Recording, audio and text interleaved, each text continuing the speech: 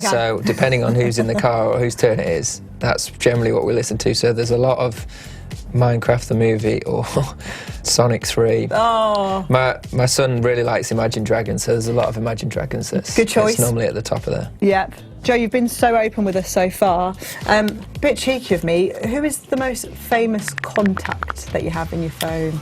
I'm not a very well connected man. I don't believe that. Andrew Flintoff's probably got to be right up there. Yeah, it really has. Yep. Jess Ennis-Hill probably be up there as well. No way. Yeah, we went to the same school. She lives in the village, same village. Yeah, I won't get you to call them. So, Andrew Flintoff, Jess Ennis-Hill, no mention of you, Cookie. Well, I'm way down. You'd be up there. No, I'm way down that list. Top 20, surely. Top 50, I'll take top. Is Joe Root underrated as a white ball batter?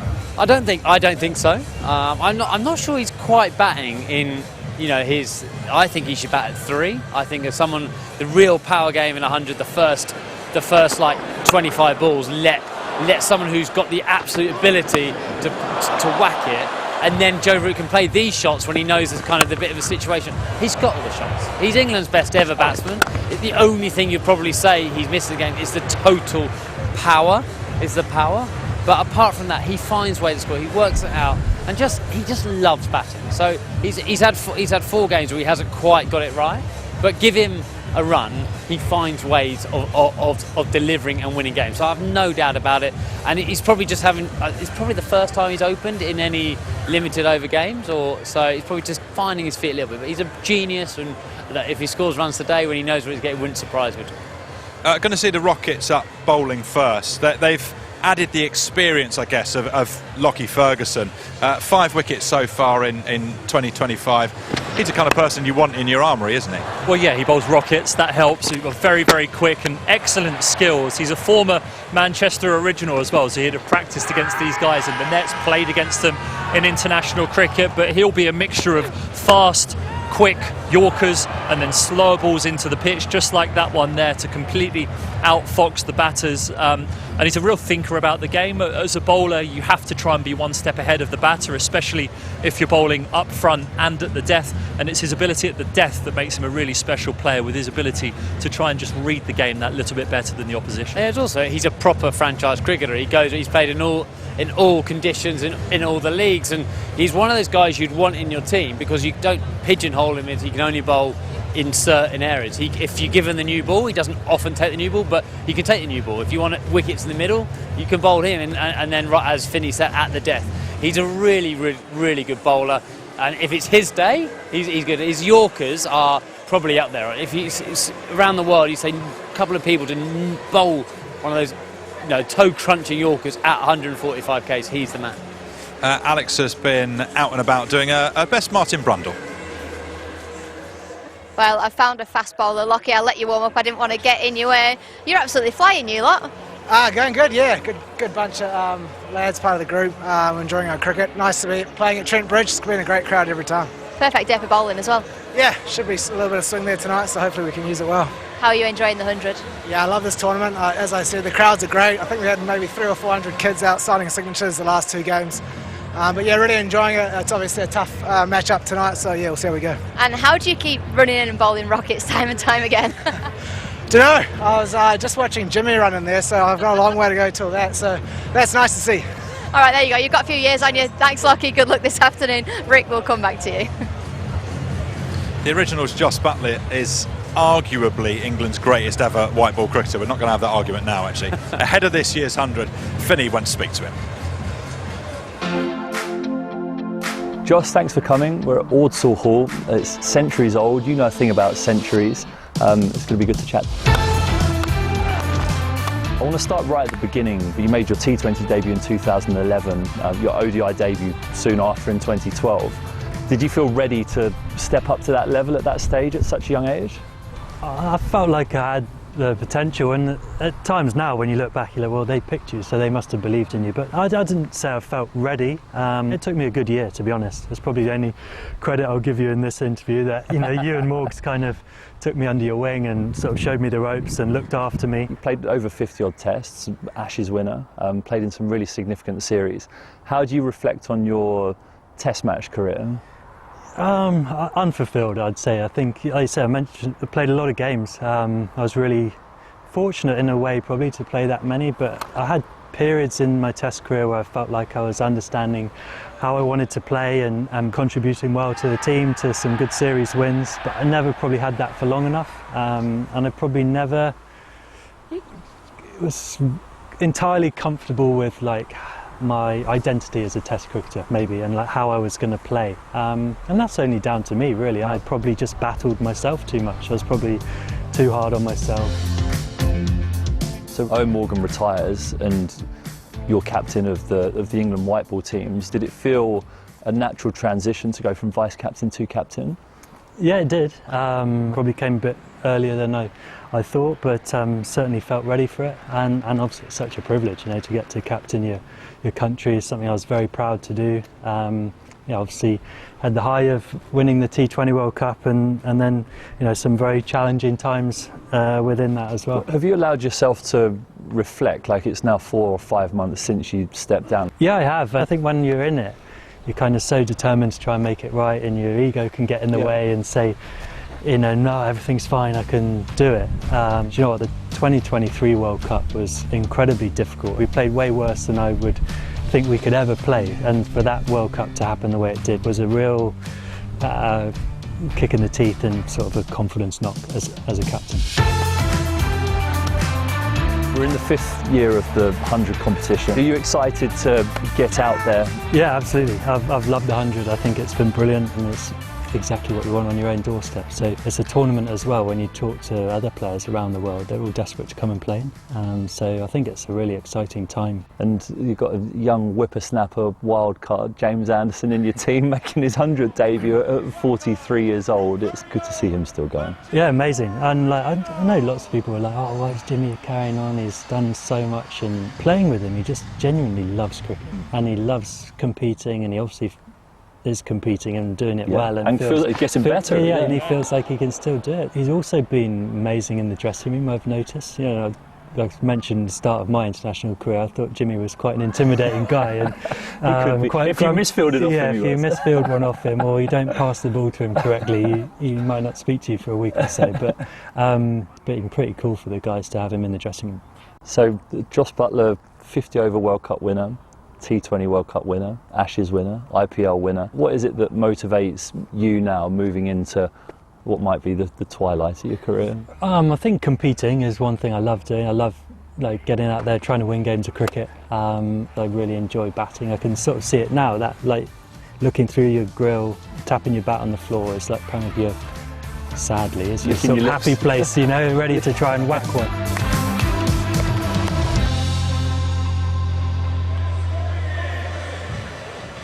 Really honest interview there from Joss Buttler. You can have more of that on a special TMS podcast on BBC Sounds. Steve, were you surprised at how Joss assessed his England career, both in tests and as white ball captain? Look, Joss is someone who will never talk himself up publicly. There's a steely determination behind that exterior, and someone who's very proud about what he does and knows what he's capable of, but he'll never sing from the rooftops about the way that he plays his cricket. So no, I'm not surprised in the way that he described it to us there, but when you look on the face of it and what he's achieved in his career, he's a double World Cup winner, he's won the Ashes, he's won the IPL.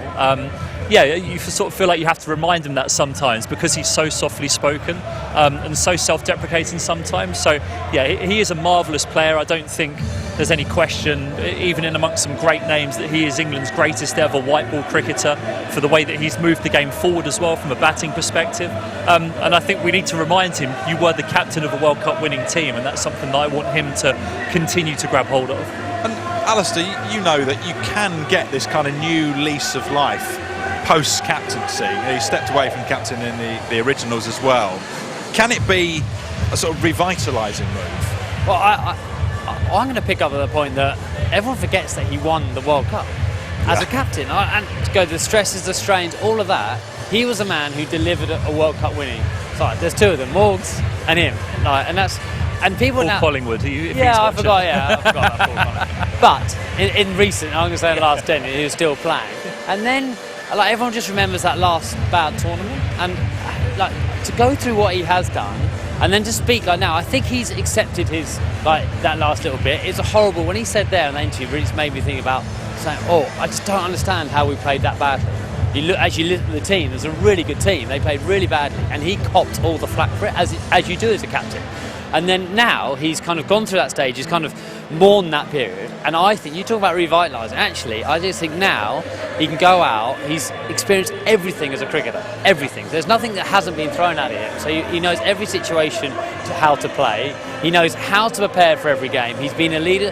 He isn't a leader now, but he'll lead in a different way just because he hasn't got the title. But absolutely no doubt that Phil Salt today will quickly whisper a word into his ear, say, what do you reckon? And what he says will carry that gravitas. So he's an outstanding person, very, very quietly spoken in terms of won't big himself up, as you said, and the person who changed how people play the game of white ball cricket, because they it is possible. We heard I had A.B. de Villiers for South Africa and Josh Butler for England, thinking you can hit the ball everywhere and you can play the ramps and you can also whack it 100 rows back if you want. A brilliant player, and I loved playing cricket with him, and I just hope people remember, his captaincy, had one bad tournament, still was a very good captain to win a World Cup. You can't be a bad captain and win a World Cup. And he is also, look at what he's doing for the Originals in this tournament. He is leading with the bat. I think he's the third top run scorer. Well, we've seen all these shots for so many years. A bit like describing Joe Root when you're talking about what else can you add.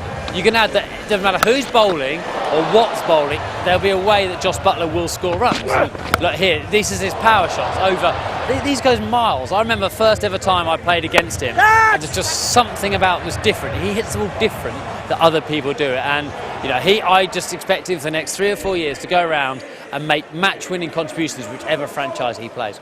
It used to be, didn't it, that players became captains and then they were captains until they retired, and that seems to have completely changed now. Yeah, I don't know why that has. Maybe just because people play a bit longer, and also there's so much cricket going on. It's so tiring, captaincy. You're always thinking all the time about so many decisions, and this 100, it's so quick. Before you know it, it's all over, and your mind is going. So actually, I can see why it's such a shorter period of time to captain, because it's actually more intense than maybe other forms of cricket. Phil Salt has taken over the captaincy from Butler. He's the tournament's all-time leading run scorer. Again, someone else who is leading by example.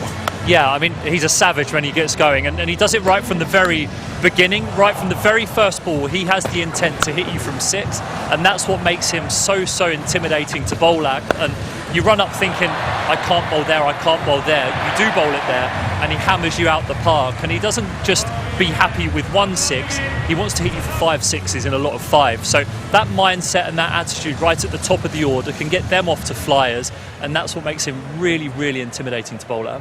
I think the one thing about I don't know how he can be that consistent, which he is, and have the strike rate as high as at the top of the order. He's a bit of a freak. The players are coming out now. Let's cross to our commentary box, and Henry Moran, Alex Hartley and Carlos Brathwaite. Thank you very much indeed out there in, what is it, a reasonably cloudy. It looks a little bit chilly out there, right? I can tell you, Henry, it is cold out there. There's a little bit of mizzle in the air, but nothing that's going to stop play or nothing that doesn't look like it's going to, but it's not cricket weather, that's for sure.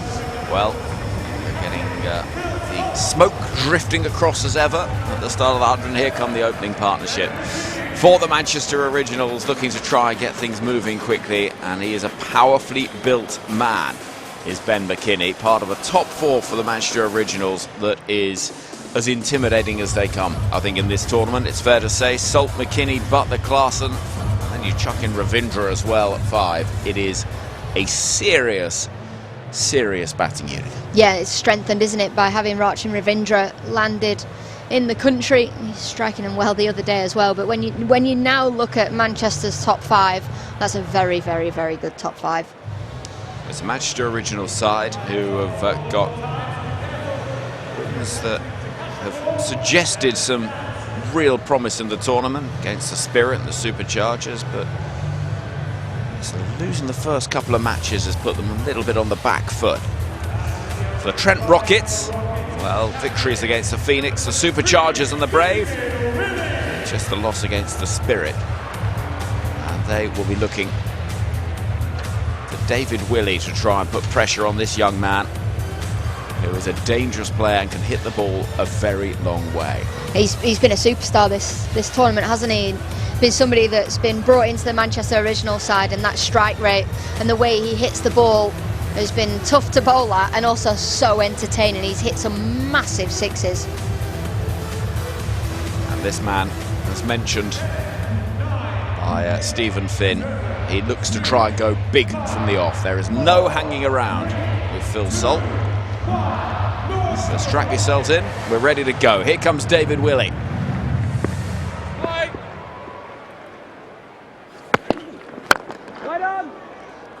Crunch off the bat. Sounded good. Finds the fielder. And we know something will happen. David Willey, a record, most first over / set wickets with the ball, and Phil Salt more often than not gets off to a quick start, so there'll be fireworks from the onset. There's a slip waiting. It's Joe Root hoping for an edge. And there's just a little bit of patience shown by Salt, who won't be hanging around too long. David Willey, who, again, as we've seen all day, men's and women's matches, it's the left arm seam to kick things off. Yeah, like a little bit of left arm seam, especially with the new ball, getting that ball to shape in towards the right-hander, away from the left-hander. The outside edge is in danger for McKinney here, with David Willey coming into bowl. The 20-year-old McKinney waits.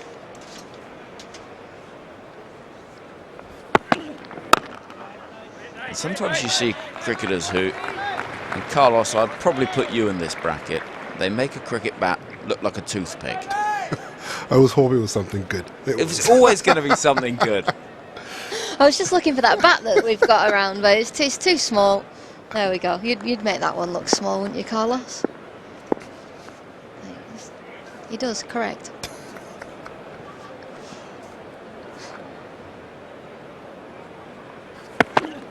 Who has a big appeal given. It looked a good shout, and I think McKinney knows it as well. And he got the little nod from Phil Salt to say, yeah, we've got one review and we're not going to waste it on that, I'm afraid. You're going to have to go. Tough luck, youngster, on your bike. It shows the value, again, of swinging the ball, keeping the ball wicket to wicket. And David Willey does it again. First set, wicket taken. Yeah, stone dead. Absolutely cannoning into the middle stump there from David Willey, as you say, Carlos. The movement through the air, David Willey has been dangerous throughout his career with the new ball. He strikes again. McKinney goes second ball for 0. And the Manchester Originals just got one run on the board for 1 wicket. Now we've got an intriguing battle between these two sides, with a side that have been so economical with the ball, the best in the competition so far, against the side that have been most successful with the bat in the power play. So possibly a little battle of the egos as well. It's always a good sign as a bowler when you can afford to laugh as you're peeling. Yeah, I mean, me and Carlos straight away gave that one out. Finger went up. So Butler to the middle.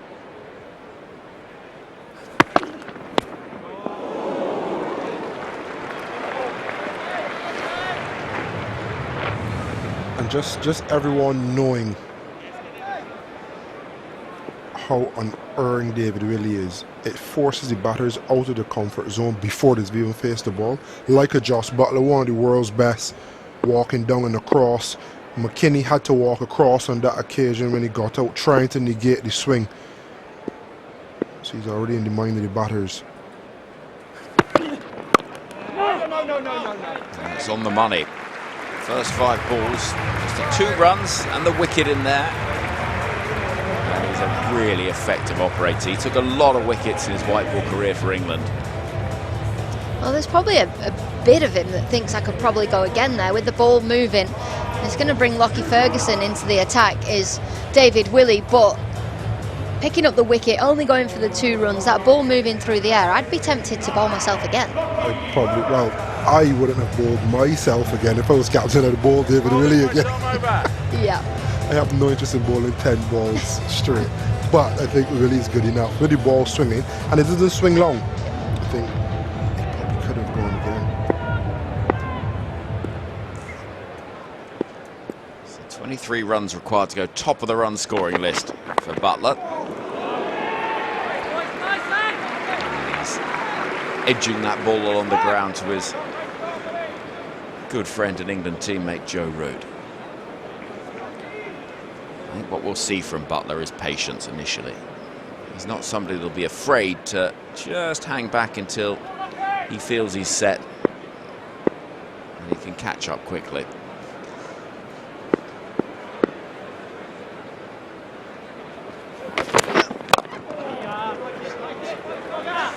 What do we make of this pitch, Alex? Yeah, look, it's the 3rd game on it, so it is going to be tough. It's not going to be easy out there. It's one that we saw in the first game with the pace taken off for the spinners. We did see some turn, so all the spinners in both teams will be licking their lips.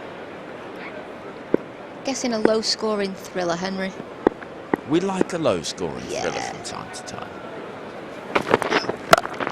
Oh, sounded good. Gets to the boundary in a heartbeat. It just crunches away, and there is not a chance for the fielder out there on the ropes. Probably only 10 yards away from it, but goodness me, that gets there quick. You love to see the shot, but the crunch off the bat, it sounded amazing. And the ball went so quickly you could hardly see it.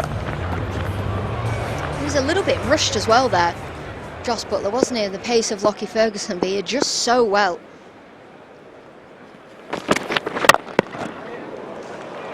Well, he's going to get more runs here. It's not quite as convincing off the bat, but a loose delivery outside the off stump. And he's going to get another boundary. So up and running, the originals, up and running Joss Buttler.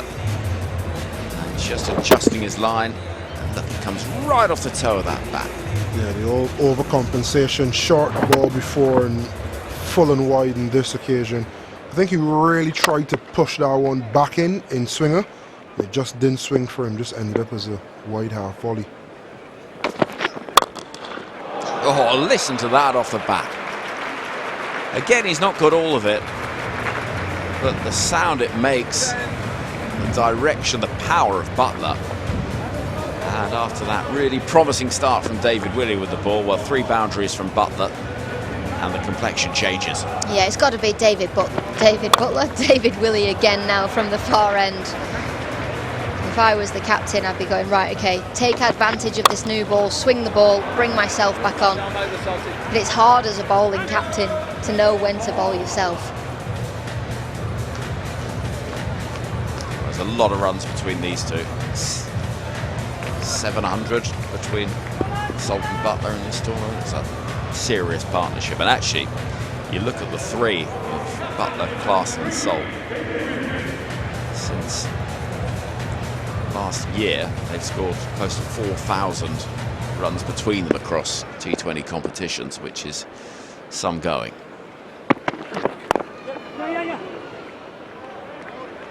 Buttler says yes to the single.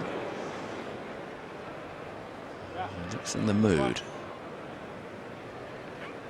When Joss Buttler gets going, I'm not sure there's a better batter to watch. Livingston? Yeah. 2 different styles of batters for me. Livingston, that run chase against the Oval Invincibles was world class. It was unbelievable. I think the difference is aesthetically. Livingston looks as though he's punching you, heavyweight boxer type knockout, while Joss Buttler's just... He's your cruiserweight. Death by 1,000 cuts. Poetic.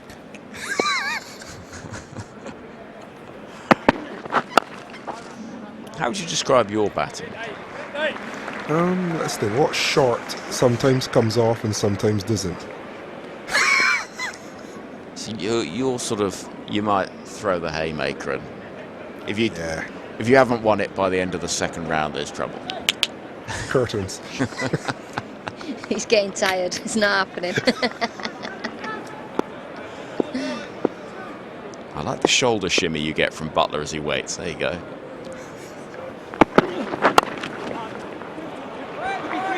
I tell you what, this could bring 4 runs. The outfield is quick. It's not going to quite get there. Instead, they get 3. Good running.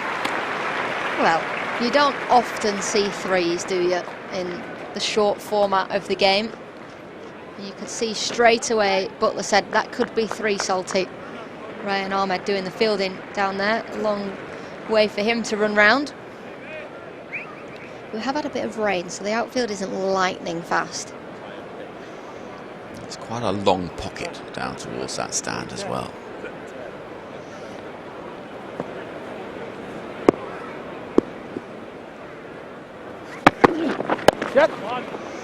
Salt again, just resisting the urge to do anything too aggressive. I thought he might be a little bit more,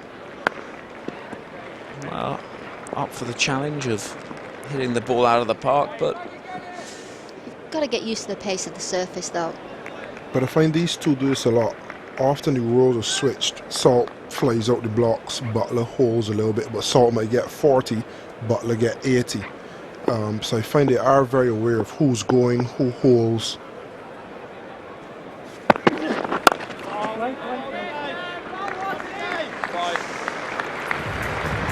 so 15 balls gone, 19 on the board, and what a treat this is. We can head out to the middle. Joe Root is there for us on the player mic. And Joe, what have you made of conditions? What have you made of this surface so far? It looks very slow. If I'm being brutally honest with you, it looks very slow. I think it might give a bit of turn as well. So obviously a crucial part of the game here. If we can break this partnership and take maybe 1 more after that in the power play, we'll be in a really good position. Could be quite tricky to gauge what a good score is. Low scoring thriller on the cards? Potentially, potentially. Route was just about to ask you to give us your best prediction. Give us your best score prediction. I mean, it played all right the other day, same pitch. 140 would be a good score, I reckon. 145. Here we go, a bit of left arm spin. 100 debut. George Lynn. Straight off the plane, straight in. Start, George. So, Joe, how dangerous are these two? I mean, it's a massive partnership. Yeah, clearly. Very destructive players, especially in the power play. If we can get 1 more now, I think we'll be in a nice position. If we get one at holding the wicket, chip it to Dave, and extra cover would be nice. I reckon Rooty's in the game here. Oh! You're definitely in the game with that spin there, Rooty. Feels like it. Just whether it gets to me or not, it's that slow.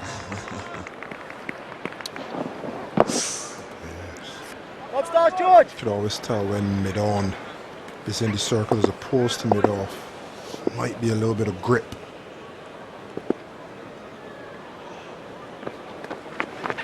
Catch it. The cries of catch it, not quite.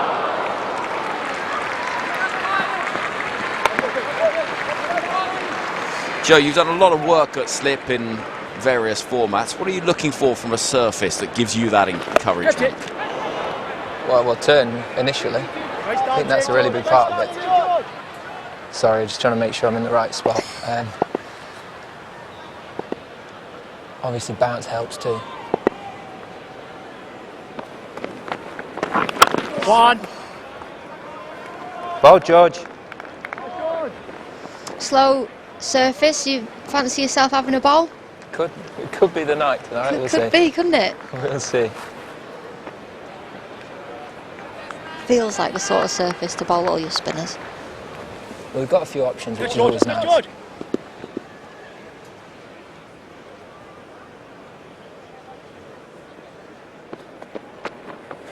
Catch Yes, that's the one.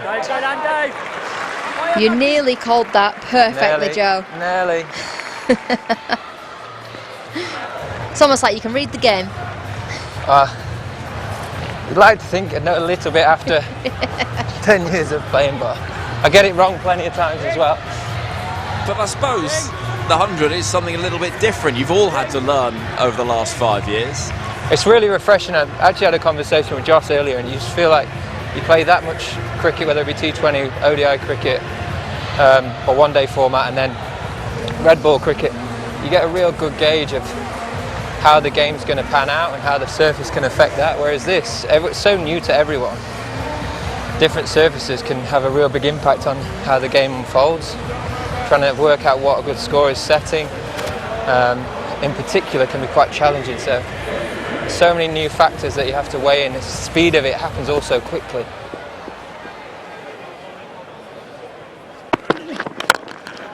Well, Dave. What is it about setting in this year's competition that batters have found so hard, Joe? I think probably the nature of the wickets. It's been that dry this summer, and the amount of cricket, the volume of cricket, it must be very difficult for the ground staff and the clubs to continually keep producing brilliant surfaces. So, still makes for good cricket. You've still got to be the best team on the night. Make sure you outplay your opposition, and but yeah, I can imagine that's been a real challenge.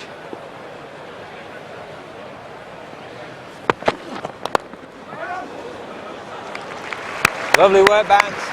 Well, thank you, Joe, for the time being. Cheers. I'll speak to you later. Speak to you in a bit. And what a treat this is, being able to head out to the middle, speak to Joe Root.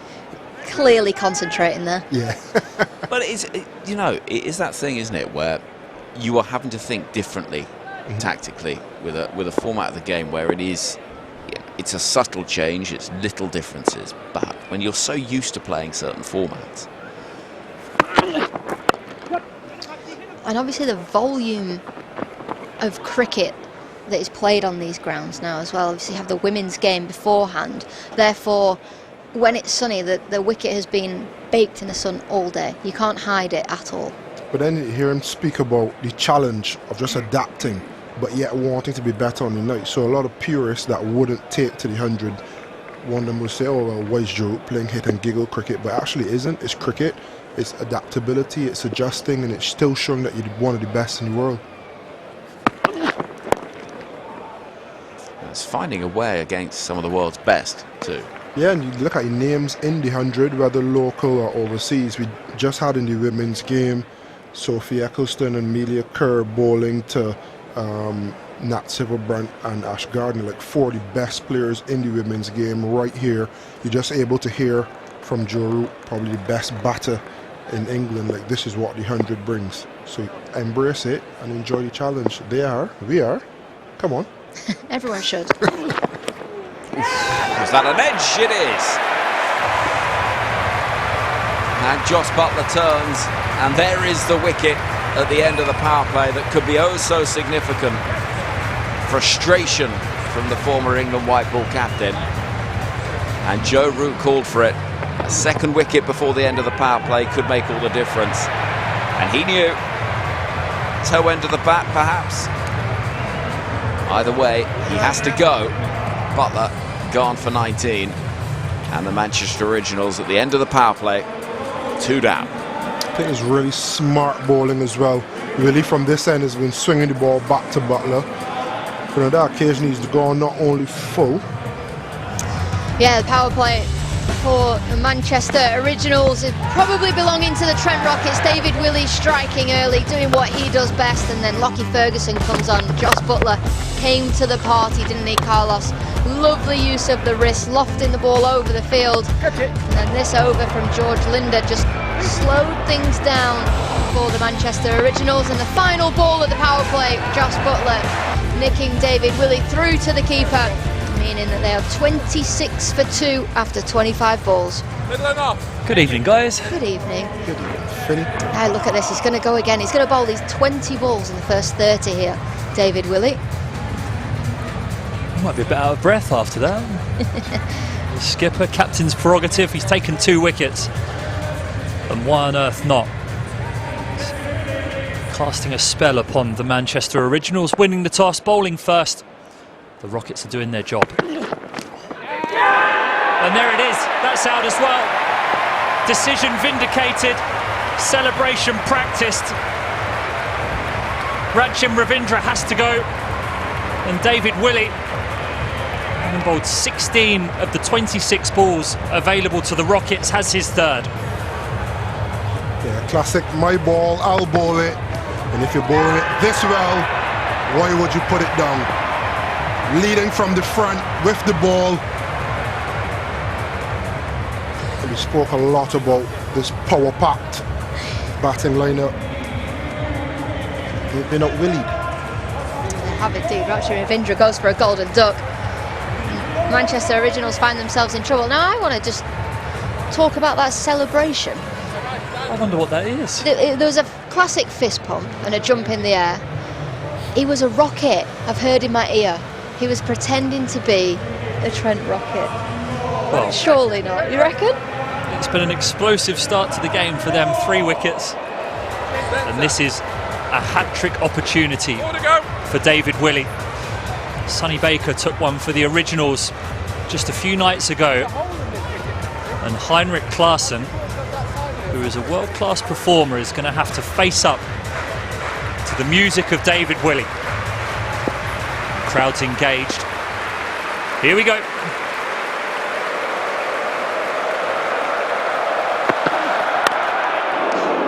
Full and straight. The crowd wanted it. Carlos Brathwaite wanted it as well. That could have been one of the greatest hat tricks ever. Yep. Joss Buttler, Rachim Ravindra and Heinrich Klaassen. Well, especially when we talked them all up before the game. Here's the first, outside edge from Buttler. You could see immediately movement off the pitch. And then a little tickle. Tom Moores makes no mistake. 3 for 10 from 17. And he's on the money, isn't he? That length, perfect. England, New Zealand, South Africa. Could have had them all. Well, here's the celebration. We've got the fist pump, followed quickly into the rocket. All it needs is a little round off, and that could be an Olympic move for David Willey. If I was to do that, I'm thinking more jumping into a swimming pool. I think it's difficulty 2, though, so it's not going to be multiplied all that much, but... He's a rocket man.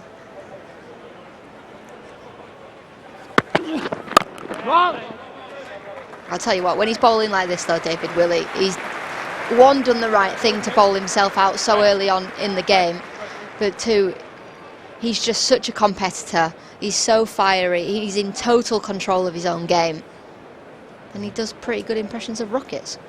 You've been a captain who bowls, Carlos. Sometimes you just know that the right decision is to bowl yourself. Yeah, we're actually wondering if he should have bowled the first 10 back to back, but the decision not to has been vindicated because now he's been able to finish the power play.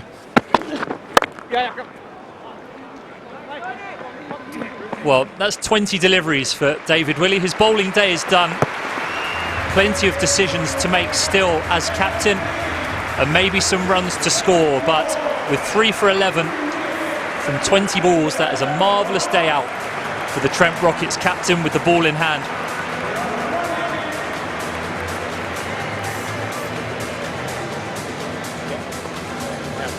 Dan Worrell is the only other bowler to have bowled 20 deliveries inside the first 30 of an innings, famously zipping the ball around at Lord's last year.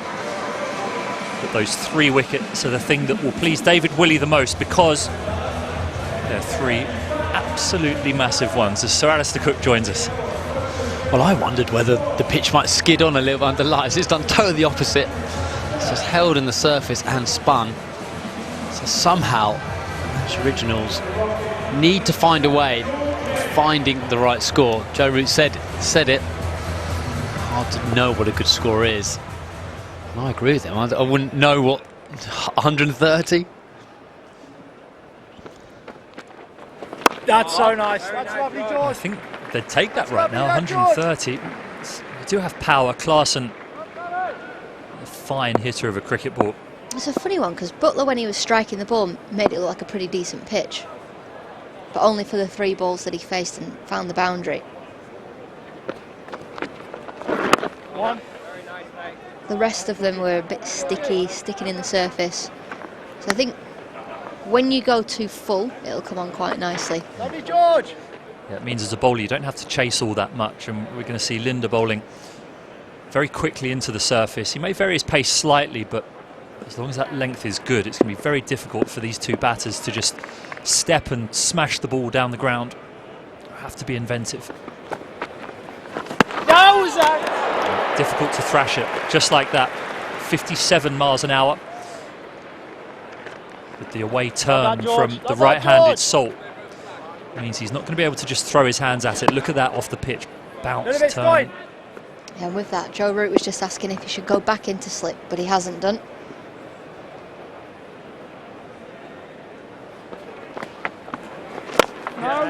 It's also one of those occasions. Look at Phil Salt, only faced 9 balls out of 34. It's just that this year it seems to be with 100. How many times the batter at the one end just cannot get on strike? David Warner. Here's Phil Salt. It must be so frustrating. Johnny Bairstow.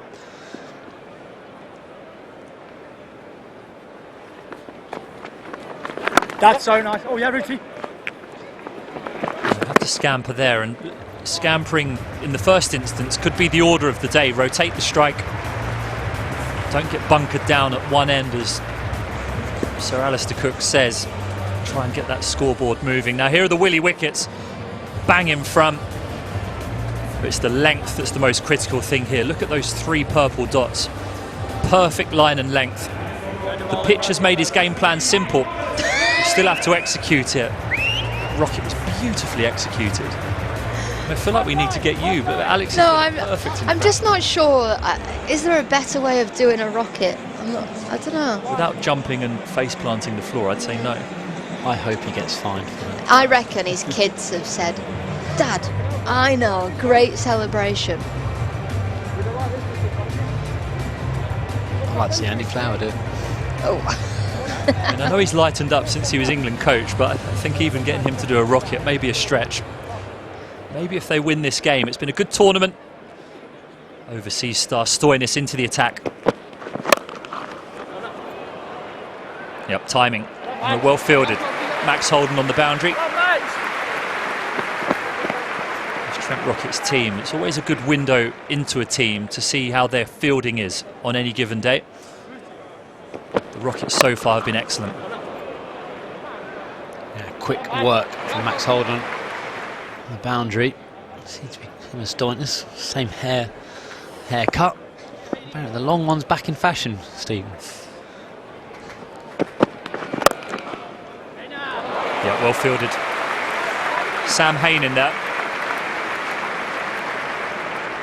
Yeah, my hair's needs a little bit of work at the moment, Sir Alistair. We don't all have the hairlines of you. Stoinis averaging 20 and his best in this year's 100. 2 for no runs at all. Always calm under pressure.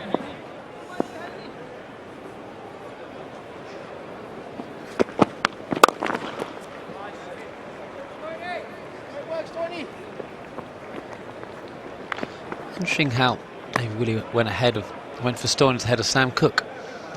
Just, you know, Stoinis is one of those brilliant all-rounders, can bowl kind of any time after the opening power, but can bowl at death if needed. You know, puts some tricks, whacks it miles when he bats. But you'd have thought like Willie might have gone for the wicket taker of Sam Cook, but maybe Stoinis off-pace deliveries into the pitch, varying his pace. And that gentle medium pace, he thinks quite hard to hit.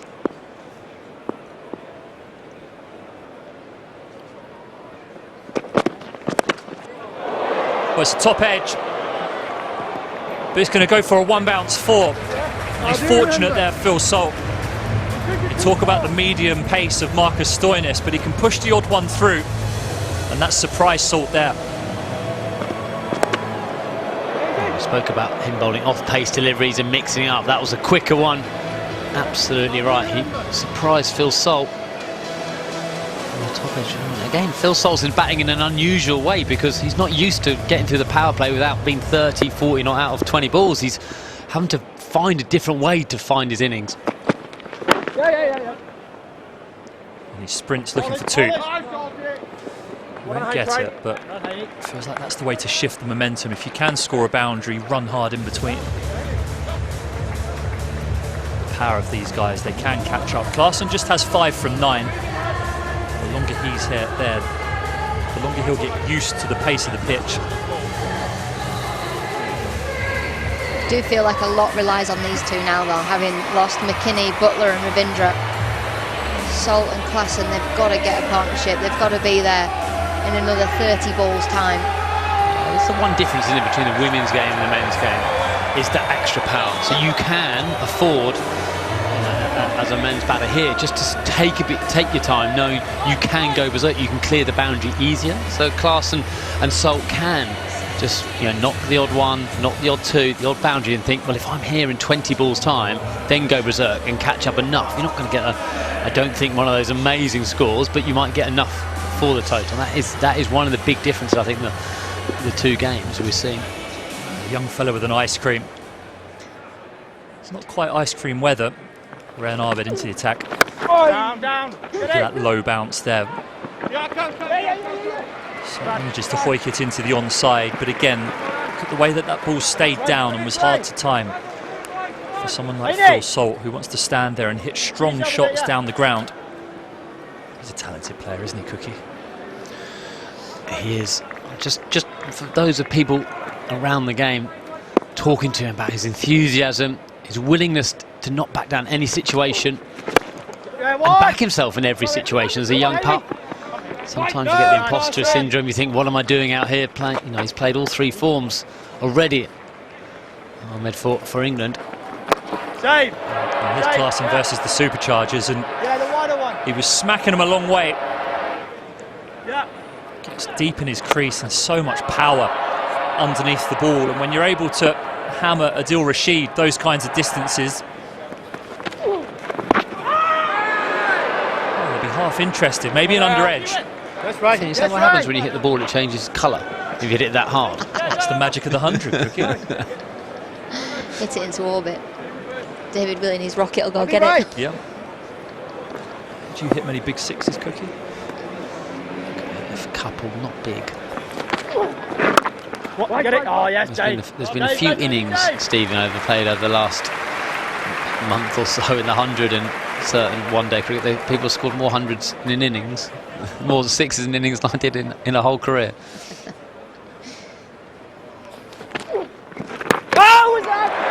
He's inventive, Klaassen.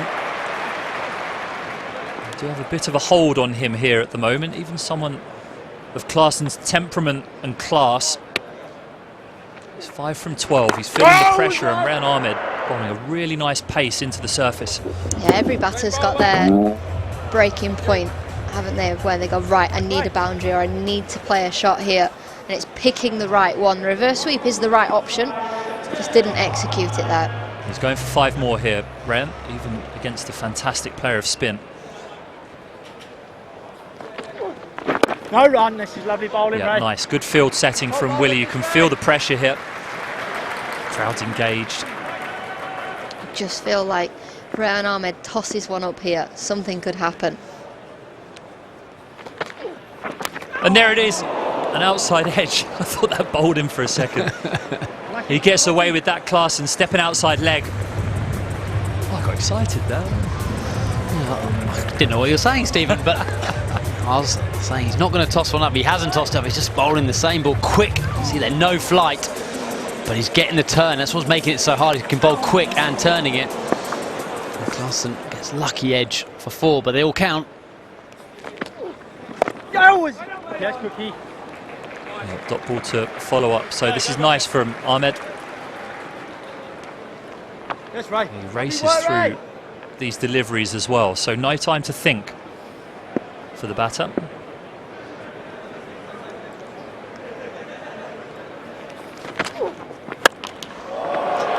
Well, he's hammered it, but it's not long enough. Easy catch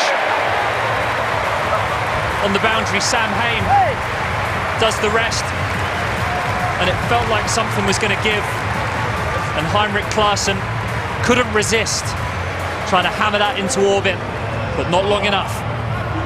Well, it just felt like something was going to happen this over. This lot of 5 balls from Rayan Ahmed, and it went high into the sky, but Sam Haynes settles underneath it, makes no mistake. A pretty simple catch for him out on the boundary. And the Manchester Originals find themselves in trouble, but Rayan Ahmed's exceptional summer continues. Andrik Klaassen goes for 9. Manchester Originals 44 for 4. I don't think he can believe he's got caught on the boundary there, because that was the right ball to hit it. 10 seconds. One ball, Ahmed had dragged it down on the boundary. Let's go. The Originals, after all that power we spoke about their batting before the game, Stephen, you and I, saying one of them would get you, well, none of them got you. Phil Salt's going to have to. 44 for 4. Yeah, hats off to the Rockets here. These sequence of deliveries, and all bowled by Rayan Ahmed. Just the 7 runs from his 9 balls so far. There's a slip. There's going to be a leg slip. Circling the batter. The lesser seen leg slip. Tom Banton there. Yeah, pressure. You can just sense it.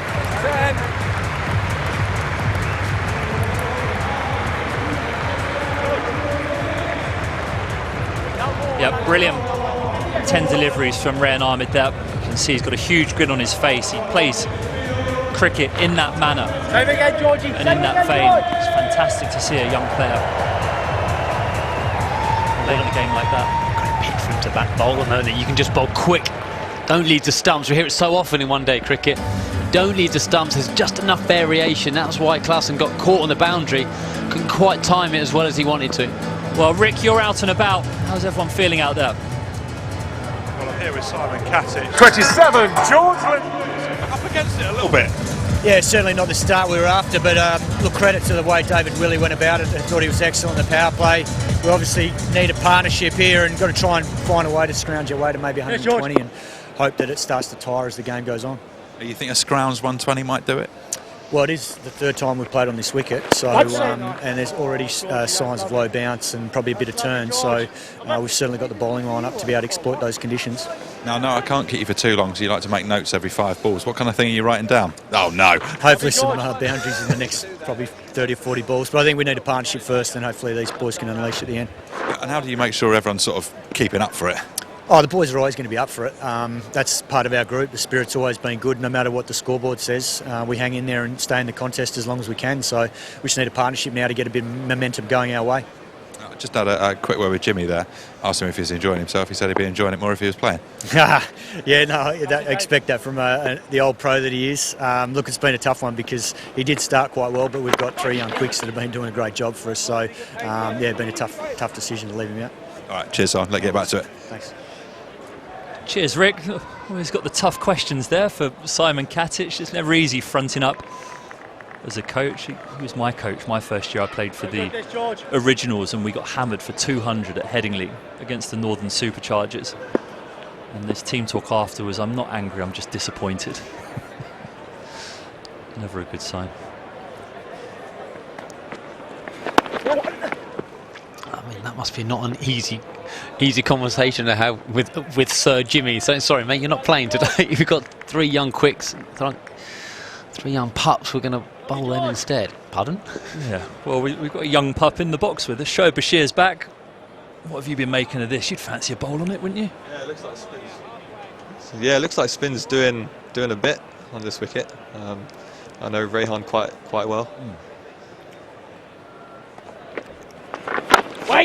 And how is it watching him? Like, you guys have been on tour together, you must be good friends. It must be great to see him bowling how he's bowling now. Yeah, exactly. He's had a really good season this year, and just long may it continue. Like, his batting has come along really nicely, and yeah, he's a very good friend of mine. So good to see him shine. And when I always found on tour, when spinners were batting against other spinners, so if you're batting against him in the nets or he's batting against you, you just try and smash each other everywhere, don't you? Yeah, there's no mutual respect there. It goes, doesn't it? But no, he's a great kid, and yeah, he learns a lot. We're both similar age, so we got similar interests and stuff. So yeah, he's a good lad. we hope to see you two bowling in tandem for England for many years to come. We're so blessed to have such good prospects in this country. I'll tell you what, if you could wrap a wicket up like this for Rehan Ahmed to bowl on every single day of the week, I think he'd take it. His expression suggests exactly that. Now there is a change of bowling. Sir Alistair Cook has been calling for this for 55 balls. Sam Cook into the attack.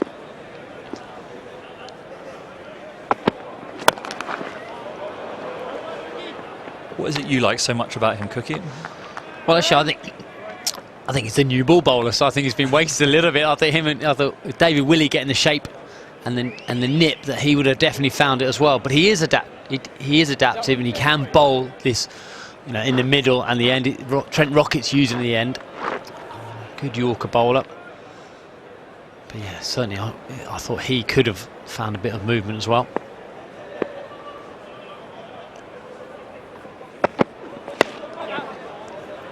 It's just a case of keeping the pressure on here for the Trent Rockets. A set tight field to try and stifle the Manchester Originals. Phil Salt, been 57 balls bowled, he's only faced 17. It's something that can happen in this format of the game. You get stranded. It really does feel as though it's down to him at the moment to make that score of 120 that Simon Katic, the coach, was talking about. Love an Aussie coach, don't we, in the 100?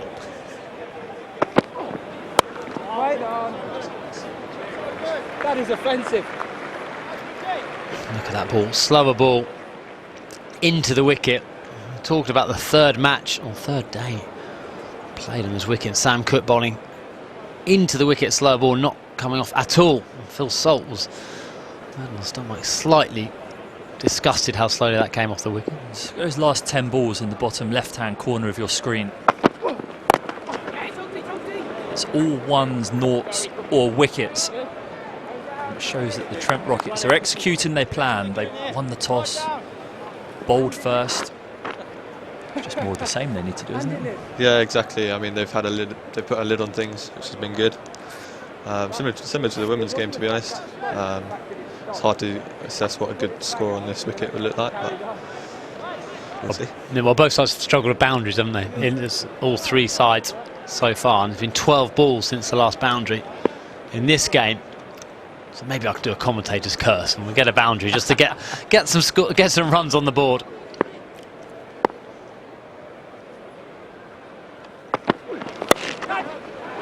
And taken, what a catch! What a catch that is, Joe Root. Flying to his right-hand side. The England veteran has caught that like a young whippersnapper. I don't think Joe Root's ever been described as flying. He's found himself a backward point. He's taken a really good catch. Not quite describing it as flying. Where's the rocket, Sam? But a brilliant catch by the person who's taken the most catches in Test cricket for England. Safe hands, never in doubt. Manchester Originals lose their 5th wicket. Matty Hurst goes for 3, and they're deep in trouble at 51 for 5 wickets. He'll be pleased with that. Hello, Rooty. You've got Finney, Bash and Cookie up here, some familiar faces, and even we were surprised you held on to that one. Yeah, he was unlucky, wasn't he? Joe, I fell for it. I was the most surprised person in here, I reckon. Well, Stephen described you as flying. I've never heard you... Falling in style, I think. It's more like a Buzz Lightyear moment. Or someone's kicked you off the bar stool. Yeah, that's normally the case. You must be happy with how this is going, Rooty. Yeah, very happy. It's obviously very slow. It looks hard work for the batters, to be fair, but still got to be able to produce the goods in favourable conditions. I think the lads have done brilliantly. Worked out very quickly what lengths to bowl. Spinners have kept the stumps in play for as long as possible, and it's meant we've got 5 wickets, so hopefully we can continue to keep taking them now. Catch. Oh, yes. Well, you've got your wish, Rooty. There you go. We'll leave you to celebrate there with your teammates, and Rehan Ahmed, a humongous smile on his face. And the Trent Rockets cannot stop taking wickets. And it's a danger man of Phil Sol. The last real hope for the Manchester Originals are getting a really competitive score. He's such a dangerous player. He's struggled. Everyone has the time on this wicket. He's gone for the big slog sweep. Just not enough of it, and a really good catch, keeping his balance on the boundary. George Lynn, that's so easy to topple over. Good awareness. Fielded well. Salt can't believe it. They lose their 6th wicket, 2 wickets in 2 balls. 51 for 6. Yeah, this is all the Trent Rockets. 51 from 61 balls. Well, Rooty, that was the danger man. It was, absolutely. What a player he is, so. Oh my goodness me. Yeah, just try and create a bit of theatre here. And a few men around the bat make it feel like it's worse than it is. Yes. It would be a good sledger to stand around the bat like that as well, isn't it, Rooty? Well, we'll better hear how good Joe Root is here.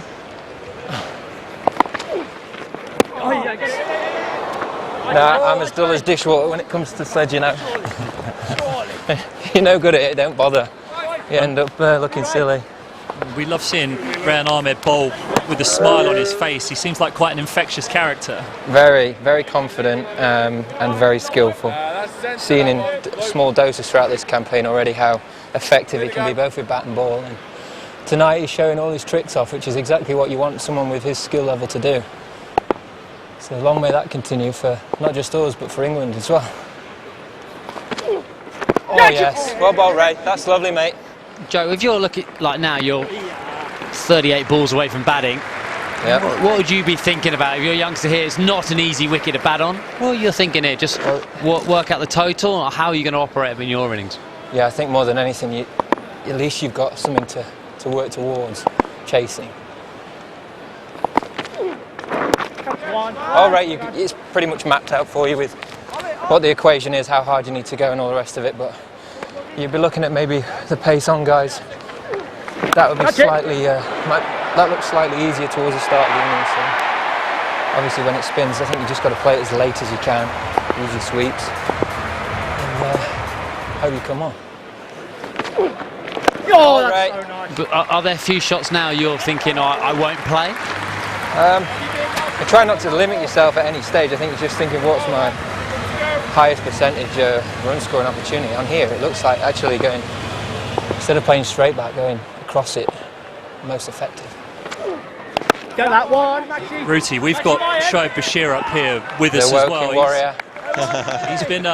He's been telling us he bowls it in the nets and he's all over you. Is that true? He is always I would never like say a that. rash. Yeah, he is. Makes me look silly on regular occasions. So. Are we going to see you bowl Joe today? Well, hopefully I won't need to. Ray's doing such a good job. We've got George who's got 5 left, and then we'll see where we're at. But you never know. I'm ready. Get that. Yes, Cookie. It's good, this, Ray. Sneak one more here, boys. One more thing I want to ask you, Rooty. Do you still carry that ukulele around with you No. when you travel? No, that's gone, is it? No, every now and again I'll take a guitar away with me. Okay, sing songs around the campfire sort of stuff.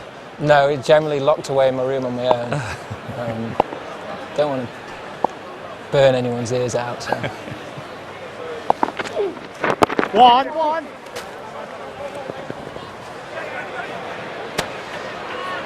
Oh, that's close.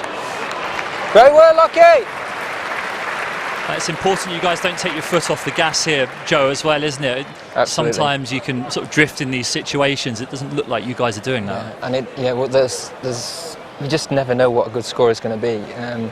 You've seen how much it's grip. You've seen, and obviously having batted on it will have more information to work with. So,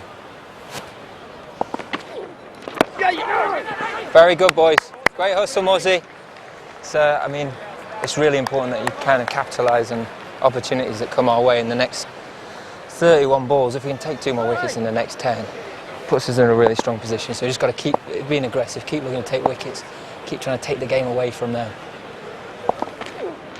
Catch him! Catch it, Ruti. We were willing you on there. I know. The flying I was salmon. in the flight. I was in quicksand one night. I couldn't get going. That was more like it, wasn't it? That was like a usual me in the field. Stephen Finn was back like he was playing again. I know. He was moving the commentary box like his catch. I'm going to ask one quick question. What's it like being reunited with Andy Flower again? Brilliant. Is he as miserable as he was? No. Or is he now lightened up a bit? He's never been miserable. I know, It's I'm like only winding him up.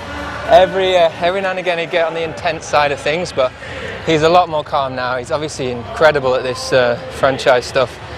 Having just won the IPL, had a lot of success all around the world. I think he's put together a really good team here.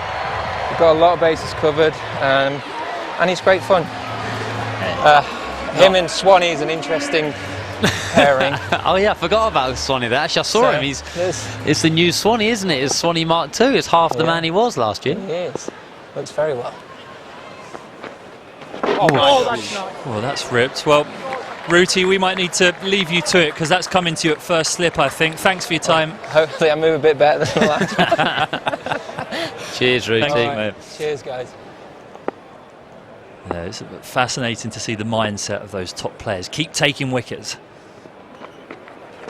Get that. Yeah. Oh, he really does feel in the game there. All right. What's it like playing with him? Bash? Oh no, you're about to take your headphones off. What's it like playing with Joe Root in the dressing room? Yeah, I love working with him. I love bowling at him because he's such a good player of spin. So I learn a lot from bowling at him. And yeah, I love him around the dressing room as well. I try and sit next to him in the changing rooms just to get an understanding of how he goes about his things, and I just love learning. Being a youngster in that changing room is a dream, nice, really. So you're basically a shadow us. You just if you wherever he puts his bag, you just put the bag next to it. No, I try and sit around him. Yeah. Georgie. Big two He used to snip people's socks when he came into the dressing room first. He'd cut the ends off people's socks and end up with your socks around your knees when you got dressed at the end of a day's play. Really is a marvellous player. One. England's finest. Well, lucky. Opening the batting in the second innings.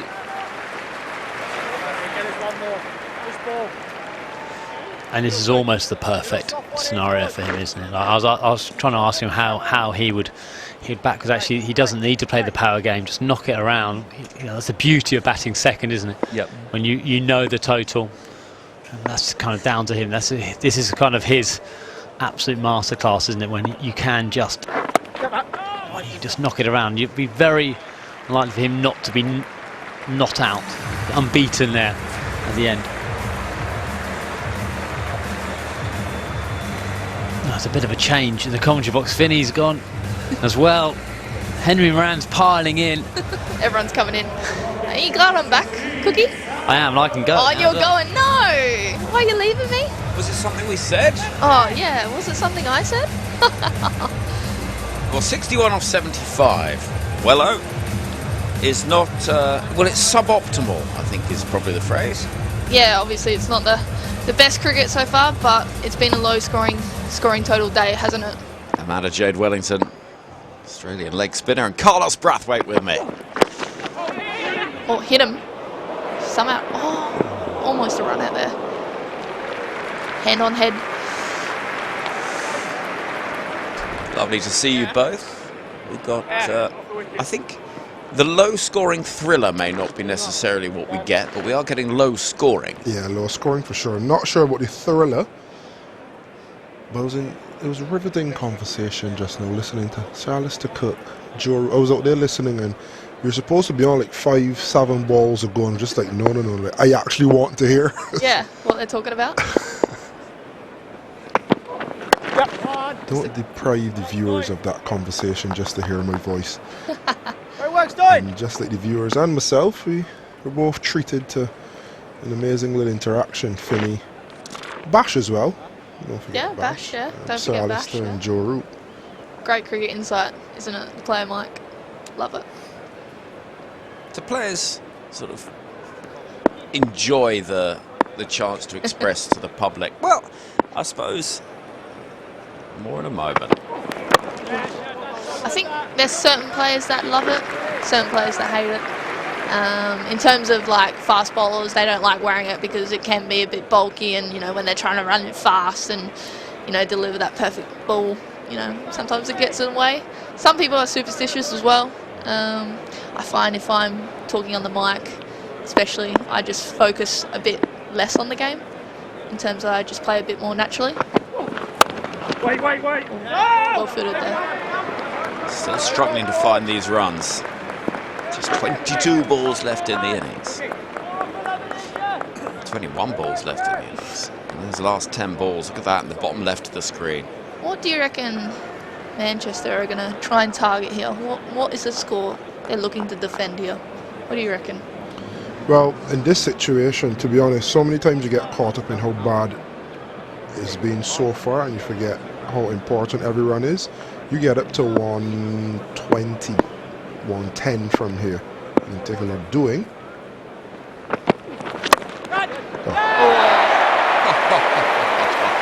Speaking of the devil, big shallow Oh, there. well, there you go.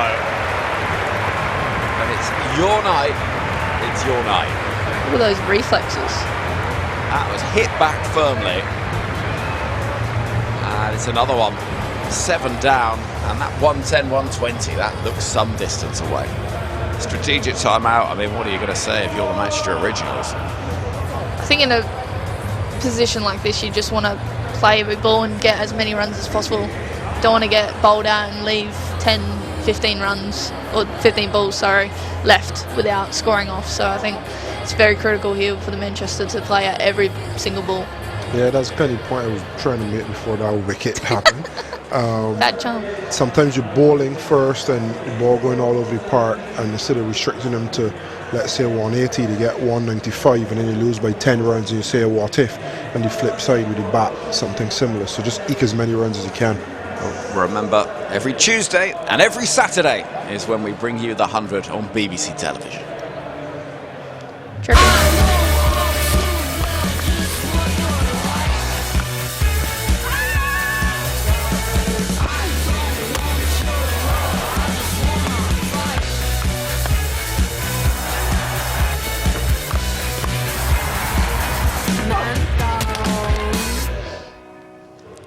So Invincibles against the Fire on Saturday live on BBC TV. You'll be there.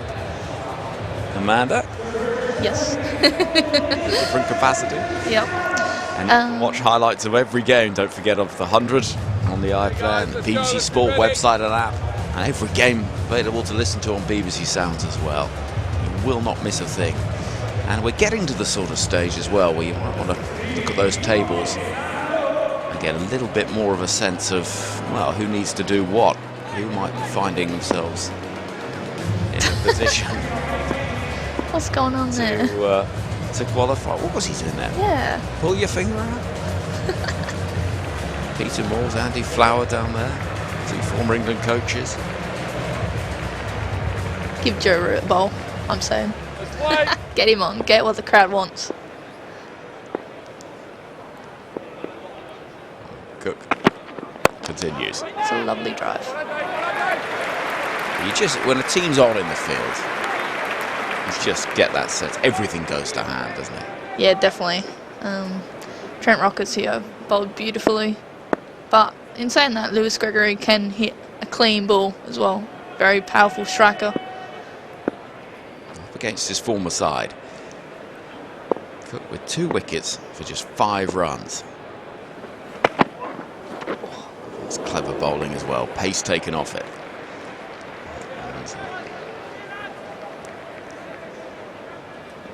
Just 6% boundary percentage in the innings. I mean, that is slow going. No wonder this man's smiling. Trent Rockets coach, Andy Flower, all smiles in that dugout.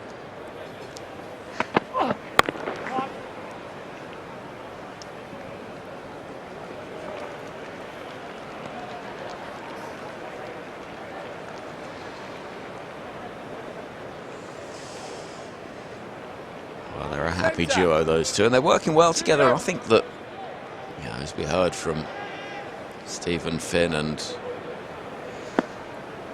Sir Alistair Cook and Joe Root. There is something about the franchise world that can loosen a coach up a little bit and give them the exposure to... Yeah, and a little bit of freedom as well. Ahmed on strike for the first time. It sounded good off the bat, but it goes straight to hand. Strike cleanly. And again, it's the electric work in the field. Lockie Ferguson this time, who pleasingly, having dispensed with the moustache, it looks as though it might be making a very welcome return.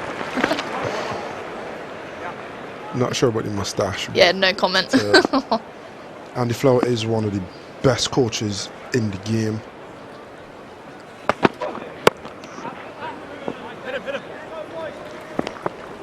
It's just 15 balls left of the innings. And they've taken opportunities and they've come their way. What's that? 6 catches now. They came into the game with the worst catch percentage in the tournament. They've been pretty immaculate in the tournament. You know what they say, catches The game for matches. today, I mean, look at that. That is sharp work, isn't it? That is very sharp. I think it's hard to... You look at the pace he's running in as well, Carlos. You'll know this is someone that's bowled seam.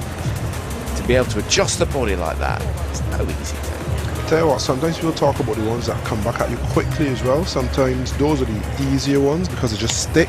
But a one like that where he's full-blooded but it's hit the toe, you actually have to time it and judge it. Good catch. Oh. Goes right through. No wonder Marcus Stoinis looks frustrated because that was not far from the top of that leg stump. Yeah, going back on those catches for the pace bowlers, it always surprises me about how quick the reflexes are. It's really something. Do you reckon that sort of continues in the kitchen if like something's rolling off the counter? I reckon, 100%. Yeah. Do you know what I mean? Or you've just been throwing something quickly, catch it.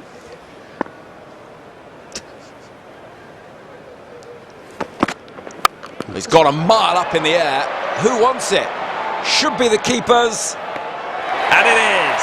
Tom Moores with those great big pink keeping gloves as it dropped out of the gloom of the East Midlands. Well, there's no gloom for those Trent Rockets fielders and supporters because this has been as good as it could possibly have been, really. For a fielding side, David Willey leading from the front. And there is a wicket that signals yet more misery for the Manchester Originals. Sometimes you think for the seamers, if it's doing a little bit for the spinners, you can get your cutters out. I think sometimes it's just as difficult to hit balls off a length just because of that inconsistency in pace, potential movement, slight differences in bounce. You can see from that cross batted shot, ill-timed, costing this wicket. Stoinis is very good at that, just committing to that length, hitting that length. See the ball before just going over the top of the stumps. So it isn't quite step hit, but it isn't quite tug across in line length either. Even from the beginning, Trent Rockets have gone early to those off cutters and even leg cutters. I wonder if they've watched the women's game and noticed the pitch has actually got something in it. Well, this is the advantage playing that second match. You do get to see a little bit of how it's playing, adjust your side accordingly. Stoinis with a wicket. Josh Chung comes to the middle. Great stop. Good bit of work from the keeper. Really looking forward to seeing Josh Tung bowl on this wicket as well. What he can produce out of this wicket. What do you reckon to those gloves? It's a no from me. Just doesn't match the kit, does it? Yeah, Poor. Probably a no for me as well. If it matches the kit, fine. Or if it colour blocks it. So if you had a pair of lime green or black. Oh no. Well, black is fine. But lime green. Again, really good work in the field. This time, Sam Cook to his left. And 2 men in action together who have aspirations of England work in the winter. Tung and Cook. What do you reckon they're talking about here? Just a quick little chat. Break up the 5. Well, I imagine. Get me on strike. Well, there's 2 or nothing. Well, there's 11 balls left, so it is don't get a single or a three. Okay. Maybe saying free hit. Have a swing. Give it a swing. Let's wait and see. Well, He tried. He did give it a go, in fairness. And he's chuckling about it. And so we've been waiting 45 deliveries since we've seen a boundary. Joe Root out there in the middle for us. Joe. 1 second, guys, sorry. No, you've got things to do. And still, despite the position of the match, they're going to get everything right. Yeah, 100%. Very Joe. secretive tactics. Well, I didn't want to ask, don't you worry. This can't go on much better for you, though. I know, it's gone very well. It's gone very well. It does look a tricky surface, but I think we've exploited it really well. So hats off to the boys for getting us into this position to see how well we can close it out. I think Lewis is obviously going to come very hard here. See what we can see if we can get one more now. We also need to hurry up on time.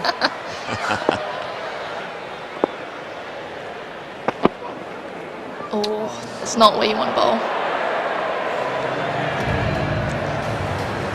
I was just about to ask Joe if there's any change in plan, knowing that it's basically Lewis Gregory for 10 balls, or if you just keep it wicket to wicket as it's been good all innings. It's been good all innings, I think. As far as I'm concerned, he's doing exactly the same thing. Some of the most destructive batters in the world, in Claessens, Butler, Salt in particular, have struggled on this surface, so I don't see why you'd want to move away from it, especially with everyone out now as well. There you go, look. It's hard work.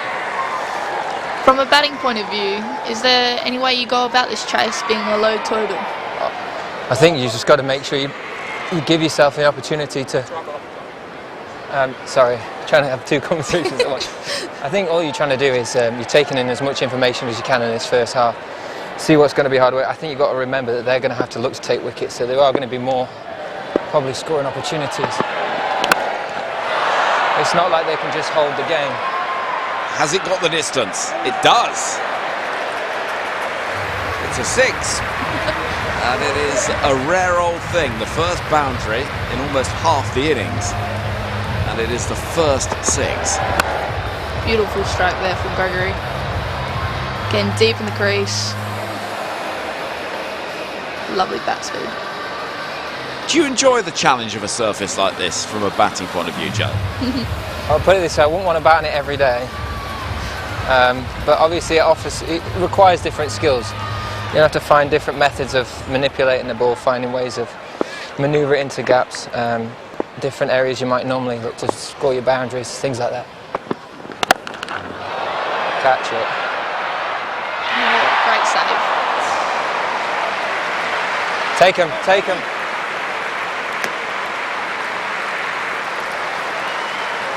How much are you practicing things like that? Because 10 years ago, Joe, that would have seemed scarcely believable, but we see this all the time. Yeah, I mean, it's just part and parcel of what you do in terms of your preparation now. You know how important that saved us 4 runs, so that could be the difference at the back end of the game. So you just factor it into everything you do now. Didn't fancy a bowl, Joe? Oh, I fancied it. You're kidding. If Put your you're going to hand have up. a bowl in the Come on, 100, put your hand up. if you're going to have a bowl in the 100, this is the surface you want to do it on, right? So Yeah, definitely. but we've done a brilliant job. I think everyone that's come on tonight has been excellent. So catch.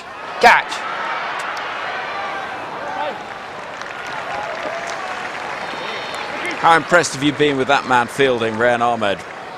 Well, I've been very impressed with him since I very first saw him at 15 years old. He came and bowled us in the nets at Lords a while back. He's clearly a very talented young player, but the way that he's matured over the last couple of years in particular, and you just look at the numbers that he's put together this year, the impact on games he's had, he's developing all the time, which is really exciting for English cricket. He's still young, he's going to make mistakes, going to get it wrong, but Yeah. Oh, that's a brilliant catch. Don't know if it carried. Was there a noise? There's a noise, it's whether it carried. Definitely hit it, but I don't know. I can't tell. But yeah, I think Ray's going to be a very bright young star for us for a long time to come yet. I don't know if this carried, you know. We'll be having a look at it. Just got to hold length though, I don't need to go in. Yeah. Just lastly, Joe, how nice has it been to step away and do something a little bit different post the intensity, I suppose, of the India series? Yeah, it's been great. I think it's a brilliant tournament. I think it offers so much. I mean, I've got an 8-year-old boy and he says, oh, cricket makes sense now. There's a scoring system, the way that it all falls into place for him. And obviously as a player, it's completely different to what you normally experience. So it happens a lot faster, different ways you have to look at the game. Different elements to it which are all really important, so I'm going to have to go, I'm afraid, guys. I've got an important conversation. Cheers, Joe. Thank you very much indeed. And it really is a treat, isn't it? Out in the middle, the heart of the action with Joe Root, no less. And they're having another look at it. I don't think this is going to be out, is it? No. Keeper was adamant that he got it. Sort of one you wouldn't know, I guess. No, so quick. Yeah, You never know. You say edge for sure, but yeah, he wasn't sure. And I mean, that's what technology is there for at the end of the day. So use it as best as you could. Gone are the days when you just claim and you go on somebody's word. Yeah, a lot of arguments. These arguments still exist on village greens across the land. They exist everywhere. Joe, you're back with us. He doesn't want to leave us. We'll be back with Joe in just a second.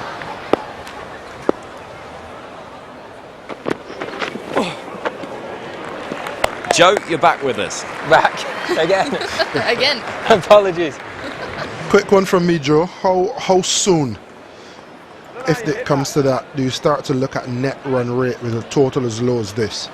I don't think, in fact, it comes into the equation until you feel like you're really in control of the run chase.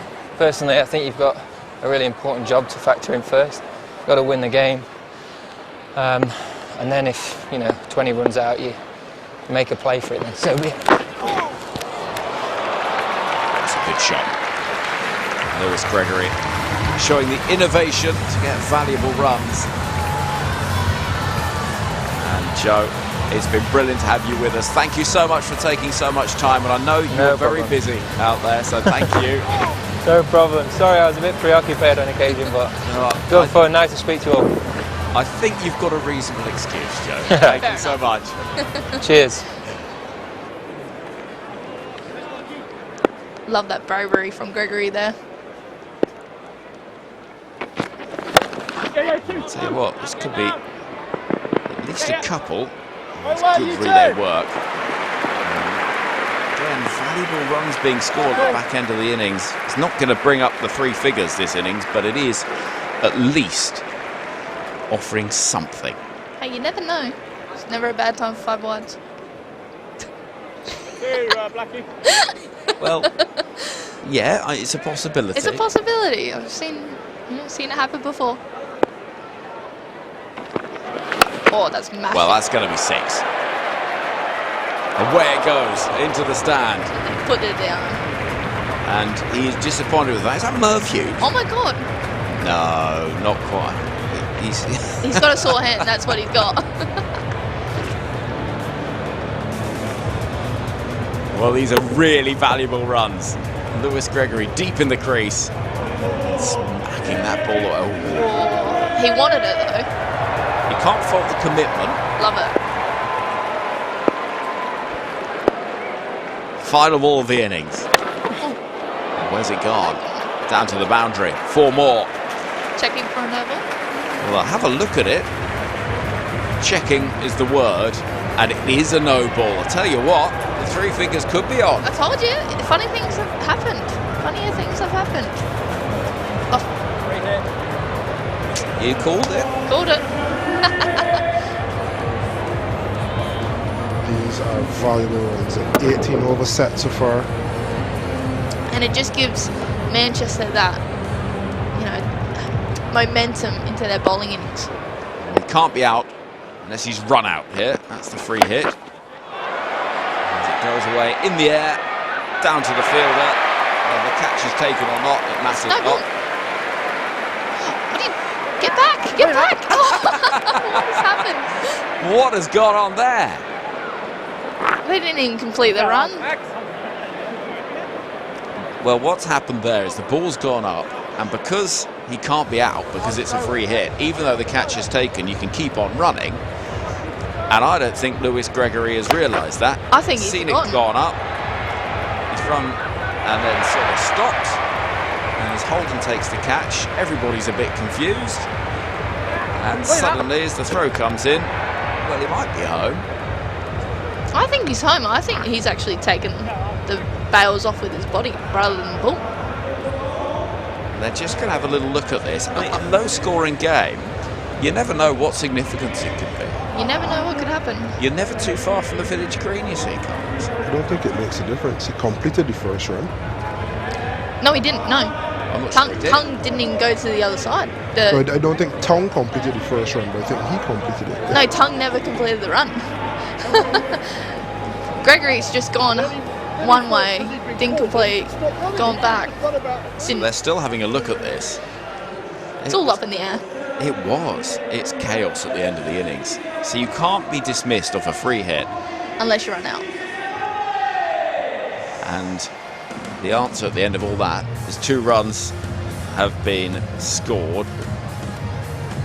So you see there, the bails dislodged with the top of the arm prior to the ball being in full control of the hand. Yeah, so they've got the 2. So it's still only one because they completed 1. We'll sort it out afterwards. Everyone's confused here. Oh dear. Making cricket simple here. So there we go. Lewis Gregory's runs at the back end of the innings. 34 off 21 has made a massive amount of difference. Just the 3rd player in the innings to reach double figures. And at the end of all that, 99 off 100. So it is going to be a square 100 required off 100 balls. But the fact that 19 came from the final 5 makes a big difference. Lockie Ferguson expensive. Really the only bowler that was. David Willey bowled 20 up at the top, which is a rare thing to happen inside the power play, but he took 3 for 11, was outstanding. Good work from Rehan Ahmed and Sam Cook as well. And in terms of where it leaves the match, well, it's going to be 100 runs from 100 balls. That is going to be the requirement. And it's a simple equation. Whether it'll be a simple run chase remains to be seen. Not an easy surface. Alex Hartley, what have you made of that? Well, it was a peculiar ending, that, Cookie, wasn't it? Well, I still don't know whether they made the 2 or what, but it could be crucial. And but Trent Rockets, up until that last 5 balls, were outstanding. They worked out where to bowl on the wicket, which is don't leave the stumps. How often do we hear it? Balls a bowl into the wicket and let the wicket do the work for him. And pace on seemed to cause issue. Lockie Ferguson, we spoke about him at the beginning of the game. You did the walk with him. I know. I said he was a brilliant franchise bowler. Had one of those days, went 10 balls for 32 runs with pace on. So I'd imagine Manchester Originals, if they any chance, lots of pace off. Try and build it so that Trent Rockets are needing to force the pace at the end. The only chance of them defending this run. Would it be one of those where you could potentially use spin in the power play? Absolutely. I wonder though if you would leave that to maybe the last 5 balls. You saw how effective David Willey was. He bowled 20 out of the first 25 by swinging it, bowling into the wicket, hard to hit. So you could do it but if you get a bowler on a roll like this, he was absolutely outstanding. He swung the ball absolutely dead in the first over to get McGinley out. No doubt that was not missing the stumps. And then the big wickets. We talked about the power of Joss Butler and the Originals, but then none of them could go in the wicket.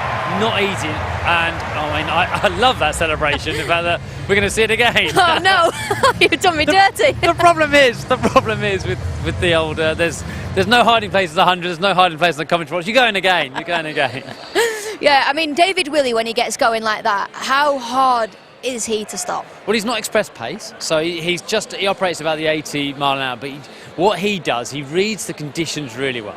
So if it's going to swing, he'll make it swing. But actually today it swung a little bit early on, but he realised the ball into the wicket, give the great batters, we spoke about Salt, Butler, no room to free their arms. So with the left arm, he cramped them up, let the wicket do the work. So he didn't have to head top of the mark. He just thought, right, I'm going to bowl the same ball over and over again. And the slight variations of the pitch, it came off at different paces. Now, as a batter, you want the ball to be consistent. When it's inconsistent, you're kind of half guessing, and you don't find your timing. And that's where the Manchester Originals really struggled today, was the timing of every ball. Willie, keep it simple, absolutely outstanding. Well, he bowled himself out within the first 30 balls. He bowled his 20, and then it was left to the youngsters, and in particular, one man who's having an exceptional summer, Rayan Ahmed. Just how good was he again today? Absolutely brilliant, and again, what he did, he bowled a lot of variations, but he bowled quick spin into the wicket. Look, that was the Goody keeping low. That was a bit more flighty, but look, every single of these balls, look where they're pitching on the stumps. Very hard to free your arms, to be able to create angles. And Klaassen, who's, you would say, a really good player of spin. IPL is devastating, scores big hundreds in the IPL. He struggled, didn't really know how to play him. He scored a boundary, a lucky four, tried the reverse sweep, and then he gets out. Actually, this is the one ball that Ahmed didn't get right, but again, the pitch saved him. Slow off the pitch, and he toe-ended it for outstanding bowling. And what I really like, he adapts his game. I've seen him a couple of times now. He actually bowls really well on the conditions, and for a young leg spinner, yes, there's going to be some balls which aren't perfect, but he's also got celebration. What are they doing? It's cold today. That's the Cole Palmer, isn't it? That's the Cole Palmer. I think it is. Palmer. But he seems to find the right pitch. Sorry, the right way to bowl on each pitch I've seen him, and his enthusiasm. Because leg spin isn't easy. Yeah. So leg spin, you do bowl bad balls, and actually to dust that off time and time again and keep going, he's been absolutely brilliant this year. And every time people come to watch him play, you're really enthralled about how he's going to go, because he has that enthusiasm for it. Well, 2 for 14 for Rayan Ahmed, and Sam Cook 2 for 21. His figures were slightly ruined with these last 5 balls. It took him a while to come into the attack, but when he did, he was great. Well, David Willey kind of did his work for him in the power play. He's normally a power play bowler, and we were talking to Joe Root there, diving full length of backward point for the veteran, as Stephen Finn liked to call him, which I had to giggle about. Very good catch. Keep it simple. Bowl back of the length, slight variations. Don't lead to stumps, gets your rewards. Kind of chased in that last over. I think he kind of went to unnecessary death, and what I mean by that is he went for his variations where on a pitch where the pitch was doing the variations for him. So, you know, a 2 for 20 in 20 balls, decent. Well, we've seen some highlights in that first innings, and here on the BBC we love to show you the best moments of the 100. On Saturday, Oval Invincibles Jordan Cox equalled the record for the most sixes in an innings with 86 from just 29 balls.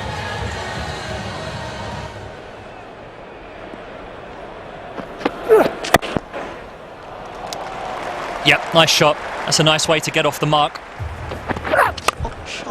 And that's big, but it sounded good, and it's good enough. Oh, shot. It's huge. Well, that's not where you want to bowl. On a length, straight. Jordan Cox is going to eat that up. Oh, he's gone again. That's 3 and 3. This is fantastic hitting from Jordan Cox. Oh, wow.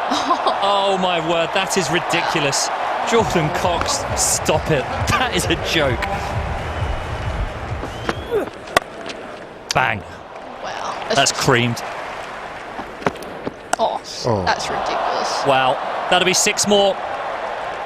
It's caught this time, finally. Hey. A big celebration. Oh my. That's ridiculous. Oh, that's gone a mile. It's gone up in the air, and it's gone a long way. Oh, and he's gone again. Well. He's gone again. How has he got that for 6? I don't know how Jordan Cox found the angle, but he sent that sailing for a big 6. Oh my goodness, it's gone again. It's another monster. Is he out the oval? No. Out around the oval. Do not take your eye off the ball. What a clinic of hitting. Cox awaits. Off cutter. Smash this over the covers. Boundary to start the final 10. He's gone. Oh, he smashed this dead straight. Oh, right beneath us. That's pure. Quality shot from Jordan Cox. He's now on his highest score in the 100, 78 not out of 27. I mean, that's just a pure cricket shot. That's a straight drive. Oh, my goodness. Oh, he sent that away. Watch out, watch out. Jordan Cox has hit the ball like it owed him money. Oh, well, that is the end of one of the most extraordinary innings of batting you could ever hope to see. Jordan Cox finishing on 86 of 29. But the Oval Invincibles, in front of a huge home crowd on a Saturday night, have put on a scintillating display of batting. 226 runs from 100 balls, smashing the previous record of 208.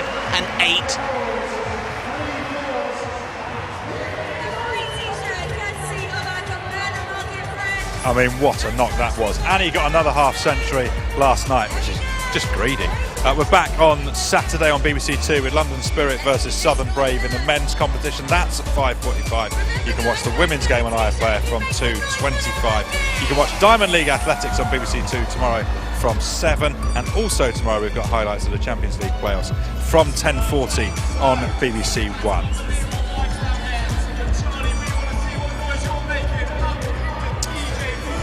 I mean, it's a tall order, and that's an understatement, I think.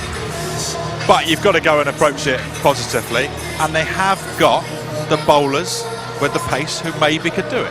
Yeah, look, the ball spanned through those middle overs, but it was the pace and the swing of David Willey who did the damage inside those first 30 deliveries, and they're going to have to do damage inside those first 20 deliveries or so and make inroads into the batting lineup, because if they don't, it could become a bit of a procession, but they certainly have the tools in their armoury to do so. Just how good is Sonny Baker? Just got an England call-up. Well, it's exciting. I get really excited when I see guys running hard into the crease, slamming the ball in. He's got the skills as well. He took a hat-trick the other evening that we're seeing here. And just see the repertoire of skills that we're seeing. Off-cutter to beat Milan underneath the bottom of his bat. An off-cutter there, and then a perfect Yorker honed in on middle stump. And it's not just these skills that excite me, it's the ability to exploit movement against very good players like Johnny Bairstow. And it's having that wide range of skills that makes him an exciting prospect and someone that I'm really happy has been called up to this England team. There's sort of nothing more pleasing than a perfect Yorker, is there? No, I mean, I wasn't that good at bowling them myself, so to see someone else more competent than me is always heartening. But yeah, I think it's the ability to bowl at different stages of the game that's really exciting about him, having those slower balls, but then also being able to hold that heavy, hard length that he'll have to do today to make the most of these conditions.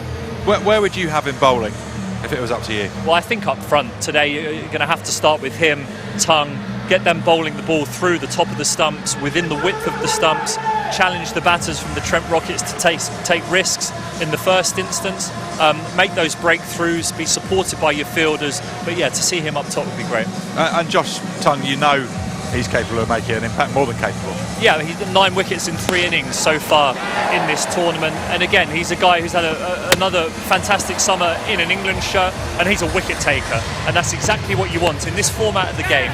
You want someone who's going to rip the heart out of top orders and make the most of the new ball. And in 9 wickets in 3 matches, he's only played the last 3 because he wasn't available for the first 2. He's made a real big difference. Yeah, 3rd highest wicket taker in the 100 so far. Any room for a spinner here? Yes, absolutely. Noor Ahmed is a fantastic spin bowler himself, Afghanistan international. Again, when he gets his opportunity, he'll be looking to make the most of it, but it's going to have to be damaged by those seamers inside the first 20 balls or so that will make the difference if they are to get over the line in this game. Manchester Originals fans, probably look away now. This is what we saw in the first innings. Strap yourselves in, we're ready to go. Big appeal given. Oh, listen to that off the bat. And there is the wicket. Butler gone for 19. And there it is, that sound as well. Easy catch. The Trent Rockets cannot stop taking wickets. More misery for the Manchester Originals. It's a 6. And suddenly, as the throw comes in, chaos at the end of the innings. Now I'm going to call it now, Carlos Brathwaite. I think we could have a bit of a game on our hands. And you look at the equation, 99 off 100, you think, how possibly? This is the sort of surface where anything could happen. I'm willing to eat my words, but I think we could have a game. I'd love a low-scoring thriller. Sometimes these games excite me more than boundaries all over the shop. The skill, wit, awareness. Every ball means something. I just think it could be more intriguing than the raw numbers tell us. I think we've seen enough from this surface across the day to suggest that it's not going to be easy to get started. A couple of wickets fall early. Alex Hartley's joined us as well. I think this could be a game out. Makes one of us. Oh. I don't need that negativity in my life. Okay, no. I think Sonny Baker gets 2 in his first 5, then maybe we've got a game on. Right, you've called it. Root and Banton are opening the batting, and this thrilling young fast bowler, tear-away fast bowler, keeping Jimmy Anderson out of the side. He's got his England call up. And what can he do, Sonny Baker?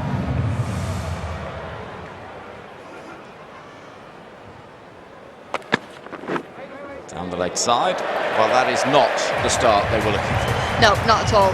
Not at all. Not when you need to take wickets, not when you need to build pressure. We saw how brilliantly David Willey bowled up top for the Trent Rockets. Sonny Baker, there's been a lot of talk around him over the last couple of days. His England call-up, all the media attention, and he's just started with 5 wides.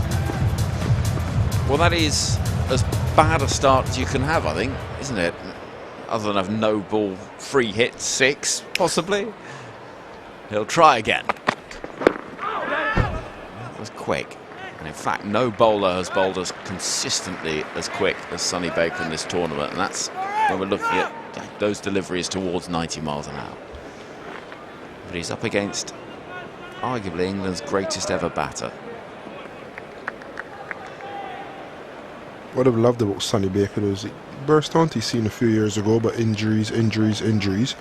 He's actually now starting to put a few games together. He was away in Guyana in a comp there as well, and he's been rapid in all conditions. And that is quick. Just hurrying even someone with the quality of Joe Root. You'll know he's in a contest here. There's an article on the BBC Sport website. You can read all about the story of Sonny Baker, and he talks a lot about homemade bone broth and all these things to sort of build the collagen and that sort of thing. He writes notes about everything as well, Apparently, doesn't he? yeah. Loves his notebook. Apparently he's very meticulous. Yeah. Even with his sleep, he talked about writing notes.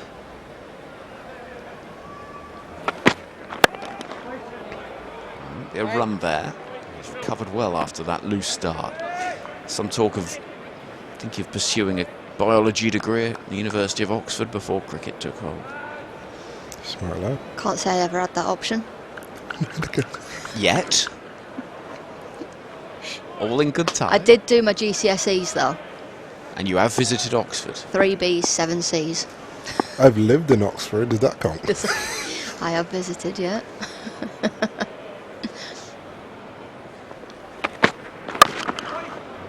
Banton just trying to find a way through the offside, but Rachin Ravindra is perfectly positioned, playing his second game in New Zealand Star. There's a little hush around the ground. It's a chillier evening than we've seen in some matches. Yeah, it feels like the coldest evening of the summer out there at the minute. Well, you've still got your trench coat on. Yeah, I've just had a text message saying it looks like Nottingham's missing a bathrobe. A hotel in Nottingham's missing a bathrobe. Fuming. Nicely struck. And it is going to beat the infield. Away it goes. And goes rushing away to the boundary. And that's a nice shot from Banton. Just pushed away through the offside. That'll warm a few in the crowd up. Challenge with pace. It comes off your back so nicely. So much to level. Oh, that's a gorgeous angle. That is a gorgeous angle to watch the off drive. in all its purity. It'll be interesting to see the difference between the two teams. Obviously, Manchester Originals having a lot of pace on bowlers, whereas Trent Rockets have the bowlers that aren't quite as fast as the OGs. So are Manchester going to go to their slower balls early? Sonny Baker didn't in that over and was expensive in the end. So 11 on the board, and it isn't a big target, just 88 further runs needed from 95 deliveries. Oh, that's even better. Tom Banton, he's a classic player, and that really is a nice shot. When I say a classic player, it's the drives, it's the pushes, it's the timing. It's not just about brute force. Look at this. Bang! Exceptional from Banton. You could hear Joe Root through the stump mic just saying shot, and that pretty much sums that up. It's a beautiful drive back down the ground from Banton. Right out of the middle of that bat.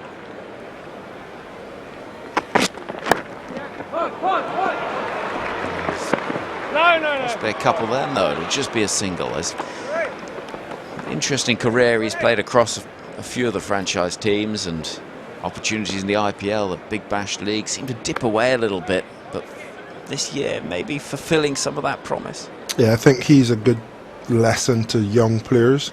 When that fame comes quite quickly, don't forget red ball cricket. That's the base you build upon. And now he's going back to red ball cricket. We're seeing the best of Tom Banton. Not airy-fairy, classical, but with power. Yeah.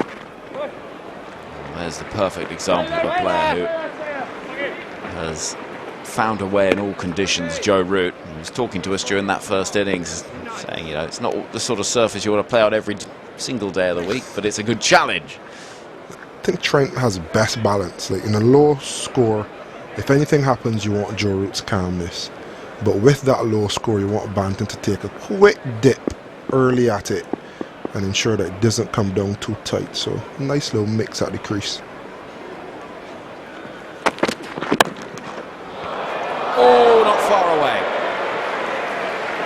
Ravindra, he needed to be just a little bit taller, but it was not far away. Well, I think this is a brilliant effort from Rachin Ravindra. Just in front of Just sticks up that 1 minute. Doesn't quite time his jump right. Just over jumps it. Hits him on the base of the hand. Well, it was a good effort. It was a sort of 5% chance, something like that. Yeah. It's gone on there. He finds a way. That is a remarkable shot from Joe Root. Well, I'll tell you what, when I was coming through the concourse, there were some little kids all running towards Alistair Cook, and they were all talking about Joe Root on the way, and one of them said, I can't wait to see Joe Root scoop. He went for it there, but he's had to adjust, and he's adjusted really well in the end. He's managed to time that better than I've ever timed anything in my life with a cricket bat, and he's done so with approximately 0.01 second to recover it. It's almost like you're playing one hand, one bounce in a rain break in the dressing room. All the men have run to square leg if you was trying to scoop, and then you just change it at the last minute and guided it to third. Psych. See you later.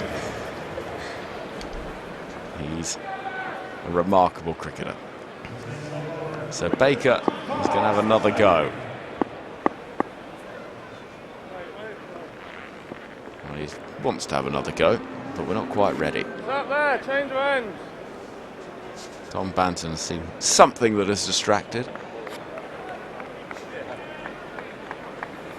They know that if they can do the bulk of the work in the power play, first 25 balls, this game will be as good as done.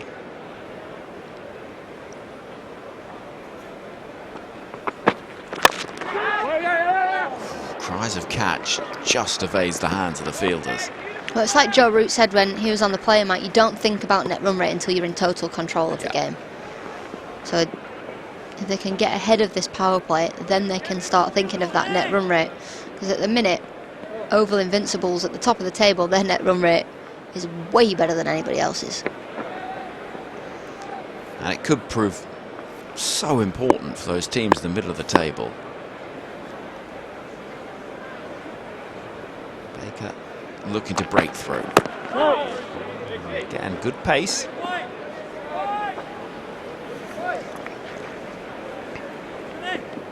.21 on the board already, and they would need to be in record-breaking territory. 113 is the lowest score ever defended in the men's competition. And so defending 98 or 99 is going to take some doing.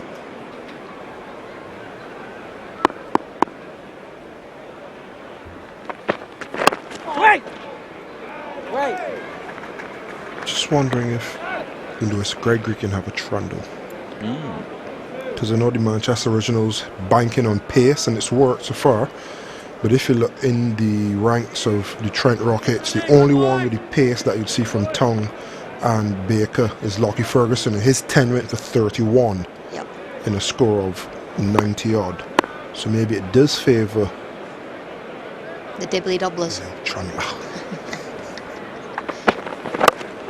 Oh, it's gone high in the air. Can anyone get underneath it?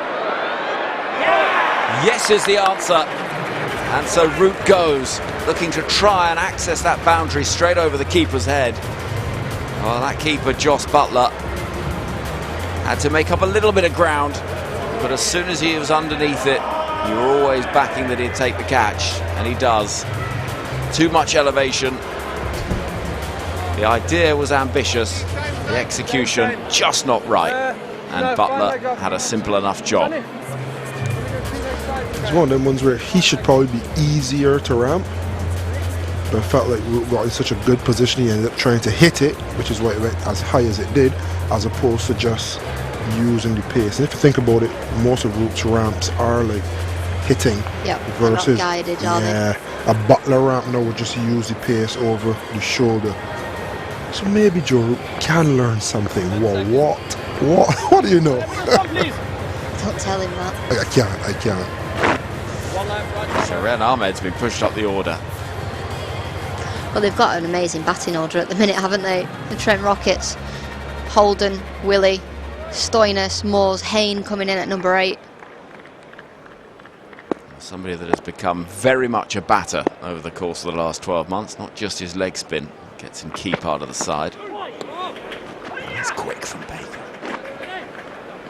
Fizzing on through once again, and nobody's really got any life from this pitch, but when you're bowling that sort of express pace, if anyone's going to tonight, it's going to be the young England call-up. It's a good comeback as well. He's gone for 10 in his first lot of 5, and he's only gone for 1 run in his second lot, so good comeback from Baker. I was just wondering if we are going to see some spin in the power play, though. We saw how much the ball has turned throughout the day. We're going to see a little bit of left arm spin. Rachin Ravindra has come into this squad partway through the season. He's a fabulous bowler, fabulous batter, and one of the superstars the world game. Could be fighting Chris Woakes for the nicest man in cricket. Is that right? Yeah, I know Chris Woakes had the title for such a long period of time, but there's a new up-and-coming young lad who's fighting him for it. Stay on There's a proper scrap in it. Well, they wouldn't even... It'll be you have it. No, you have it. Oh! Well, there's a call of getting through for that run, and it was just a little bit ambitious, that, because Ryan Ahmed was slow setting off. Could have ended up in a bit of trouble. And smiles now, there wouldn't have been had he been run out. Reverse sweep anyway. You see this, plays the shot. Right. He's looking around, Banton says yes. Well, it's a spin in the surface that's done Rayan Ahmed there. It spits in the surface as he's trying to play that sweep shot. So the nicest man in cricket. I like Carlos. I like the way that, you know, none of us are mentioned, are we? You're not fighting for the title. I'd probably mid-table. You're happy with mid-table? Yeah. Yeah. Just like United these days. But back to the cricket. You wish. How'd your season start, Carlos? So Butler and Banton, They have had an interesting conversation though. Butler jived him to reverse sweep. Oh! Didn't. Butler was saying he's going to reverse sweep anyway, guys. And Banton was saying, no, I'm not. He said, you could start left-handed. You will. It's when will that reverse sweep come out? Now. There you go. There's the wicket.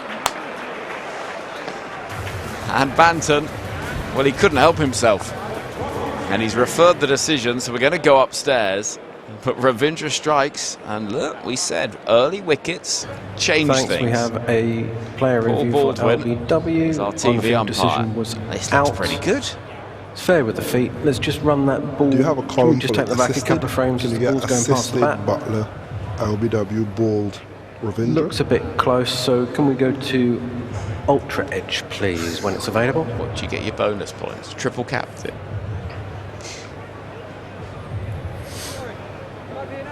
I don't see what this is missing. And I don't think it's going over. The question is, how much has it turned?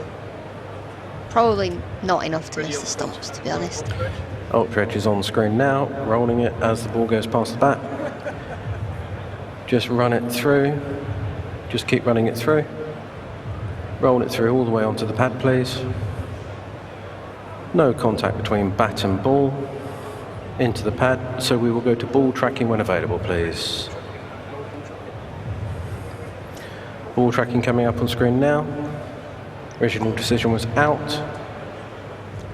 You can stay with your original decision. I will let you know when you're on screen. Well, the decision remains. Stand by. You're on screen now, Blackie. Umpire in Blackwell puts the finger up once again to say, I'm afraid you're going to have to go. And with both openers out, there will just be a sense from the Manchester Originals that that door might just be creaking open. Yeah, I love the adjustment from the Manchester Originals to chop the ball to Rachin Ravindra quite early, go against the pace, dominant style. And they've been rewarded for it.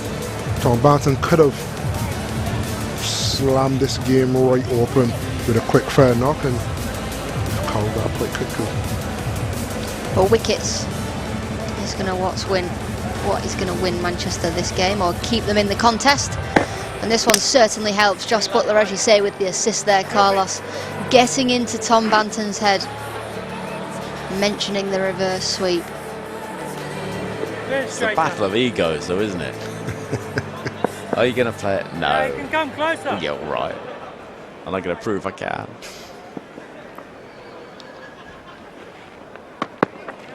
Oh! Look at that turn. This is what's going to make it a tougher run chase than the raw numbers tell us, because it is not easy to get started, and it is not easy against anyone that's turning it. And Ravindra's doing that. Oi, get on that. Good, Sonny. Holding the new man in the middle. Up against some... Look at that comparison. Well, they had a reasonable start with Butler going big early on, 3 quick boundaries, and yeah, gave the impression that the Manchester Originals could be in line for a decent total, but already 2 down, the Trent Rockets. Well, I was just thinking maybe Ravindra could go again there, but it's end of 20 balls and there's going to be a change of ends, so he's collected his jumper. He was happy to go again. He wasn't ready to get his jumper off the umpire, whether or not he thought it was 6 balls, not 5 in the over. It takes a bit of time to get used to it. It's only his second game. Wouldn't have minded it, to be honest.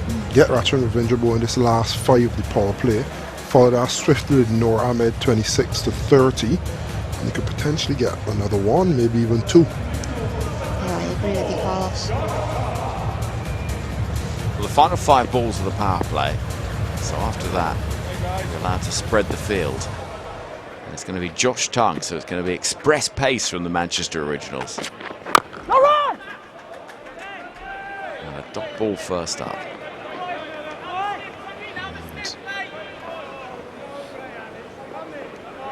And that win predictor, yeah, it's still in favour of the Trent Rockets. You'd expect that, but You'd have thought at the halfway stage, on a normal day, it would be almost 100%. 12 is quite generous.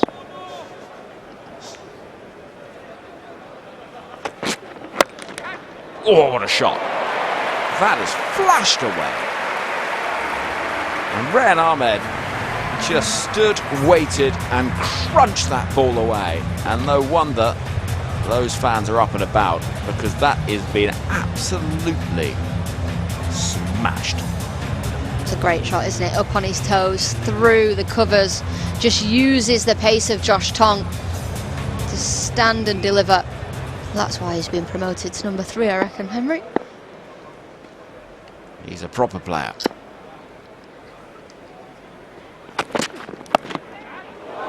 And there's going to be more. Just opening the face of the bat, using the advantage of those fielders being inside the circle. And the fans like it, not just because it's runs on the board, but up go the Flames. Warms them up a little bit on this chilly night. Willing the ball onto the boundary, but once again, express pace, express to the boundary. Ill-advised. Tong is under the cosh a little bit. But how good is Ryan Ahmed batting? Yeah, he's got to mix it up now. He's got to go slower ball.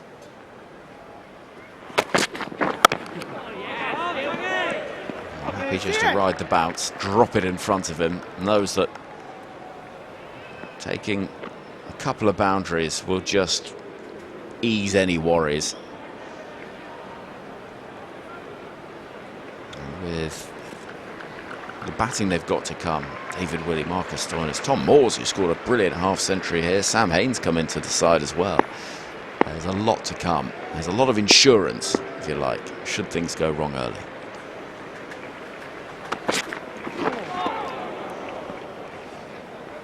Swinging himself off his feet, but a dramatic power play comes to an end. 25 balls gone, the target 99. 30 of those runs have already been taken away for the loss of 2 wickets.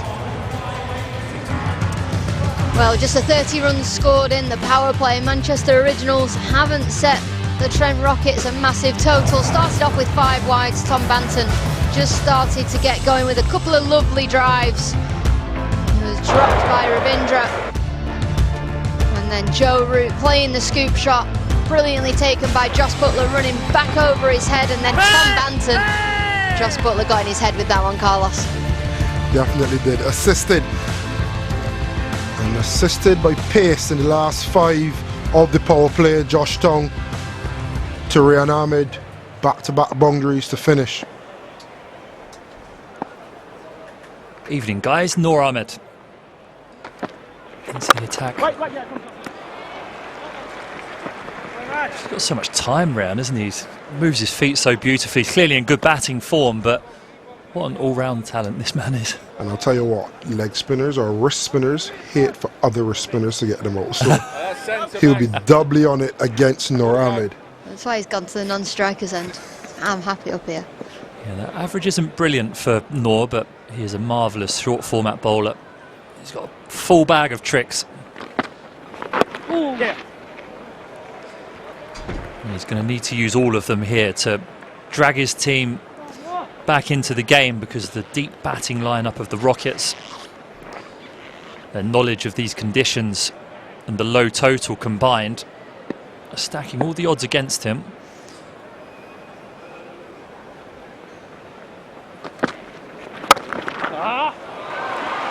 It's towed, the chase will be on. Not hit cleanly, but a couple added to the score. It just looks to me as if he's quick to move his feet. Whether it's forward, whether it's back, he's right back on his stumps. That's the sign of someone who plays spin well. Can you get him mid-off into the circle though and let him contemplate coming down? It's the captain thinking. And certainly it feels as though the Originals do need to do something like that, because leaving all the fielders out, needing less than a run on the ball, there's no risks going to be taken by the batters whatsoever. So can you tempt Ryan Ahmed to play a shot that he's not as comfortable playing? Because he'll play you off that back foot like that all day long. the mid-off up inside the circle, that would have just been one. So, and with Carlos, could they just bring an extra fielder inside that fielding circle to you're a Kiwi, you're better than that. put a little bit of a squeeze on?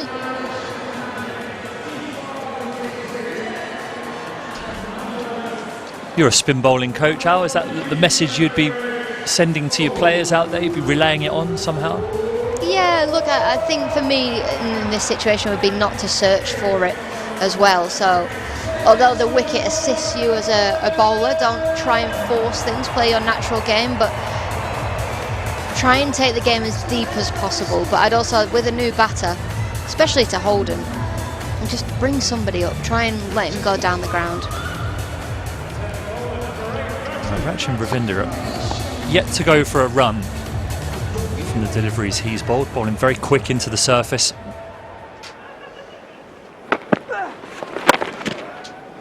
Right.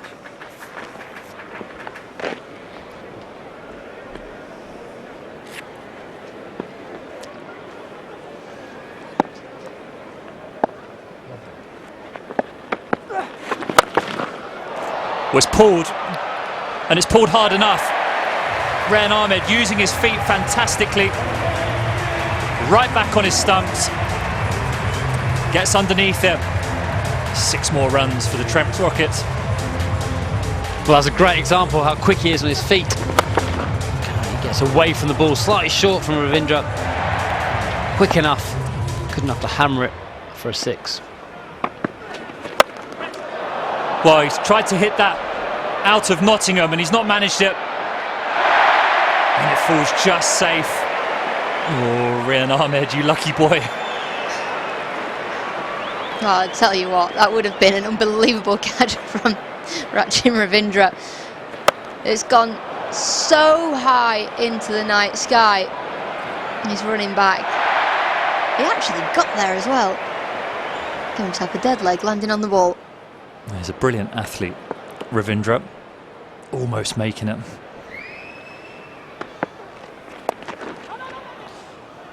Now, I'm pleased to say we are joined. We're in the presence of 2 knights. We've got Sir Alistair Cook sat next to me, and we've got Sir James Anderson on the player mic. How are you, Jimmy? I'm good, thanks, Finney. How are you? I'm all right. I'm slightly better than the Manchester Originals at the moment, I'd say. Yeah, it's not going great at the minute, but I think a couple of wickets here, and we're still well in this. Yeah, it's a stodgy pitch. Yeah, it didn't look great. Like our guys really struggled with certainly with the spin and a bit of variable bounce as well. And that's what we're looking to Rachin and Noor to try and make some inroads with their left arm spin. How have you enjoyed your experience in the franchise world here, rubbing shoulders with people that you'd have played a lot of international cricket against?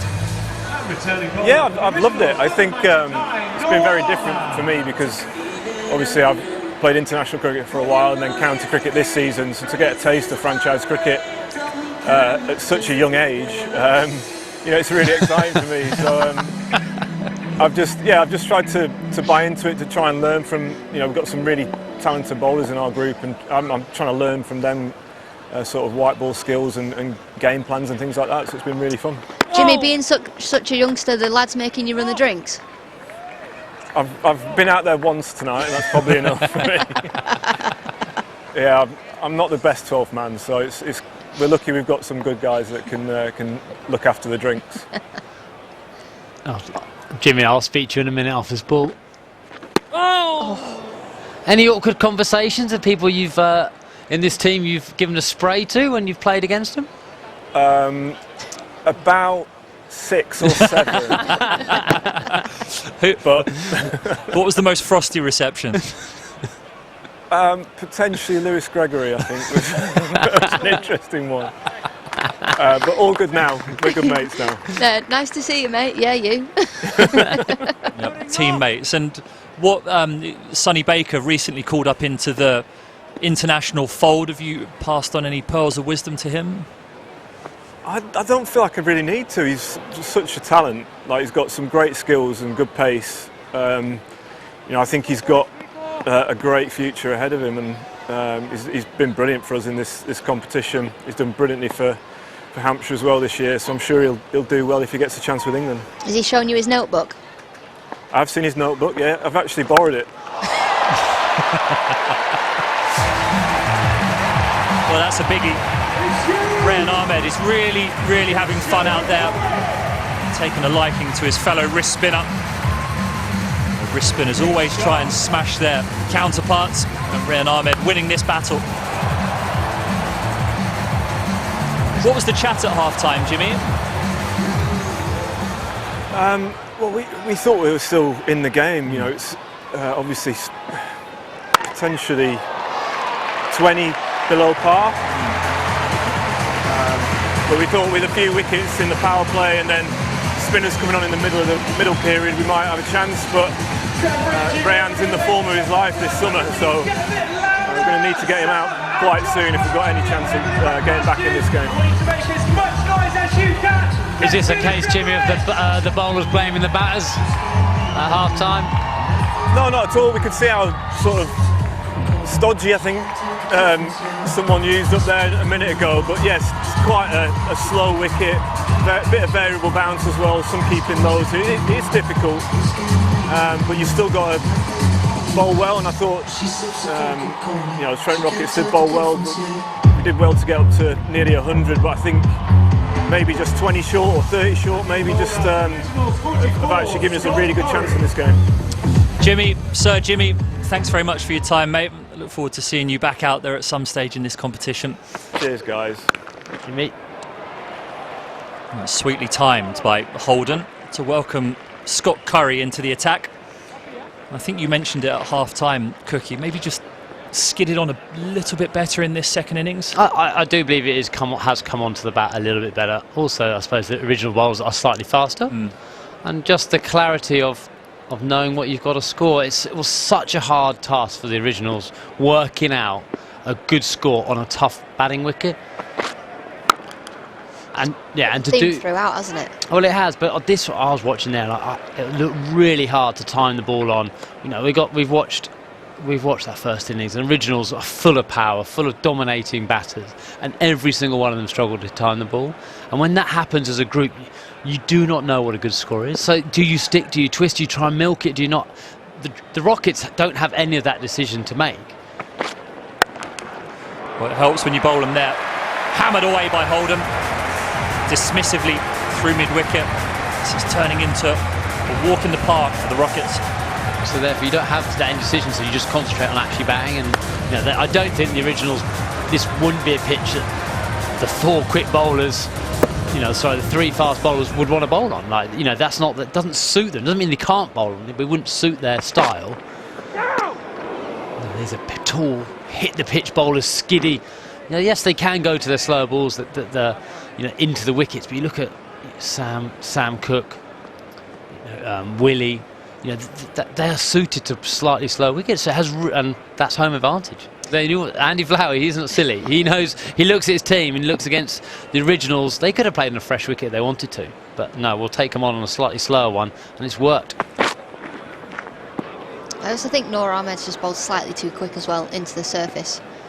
And we saw that pace off is working, even for the spinners as well. You see Peter Moore's the coach on the left there. I spoke to him earlier and said, "What have you done?"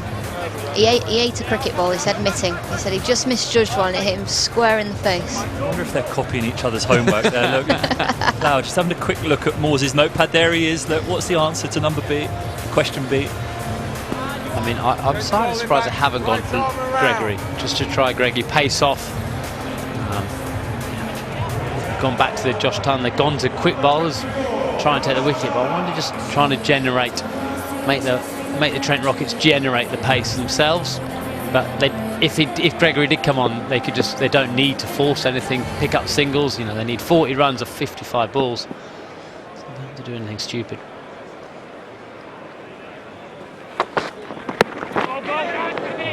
Definitely targeting that back of a length. Holden in a bit of a tangle. It's another one off the score. But how long did it take you to get used to being called Sir Alistair Cook? I don't think you ever do, no, Stephen. And it's even stranger when you keep talking about it. Just got to remind people. But Sir James Anderson, he's like you. He's not going to shout from the rooftops about it. But he also must be the first knight ever to run drinks. Gotta be. I you cannot never think. did it. You're right, I have never done it.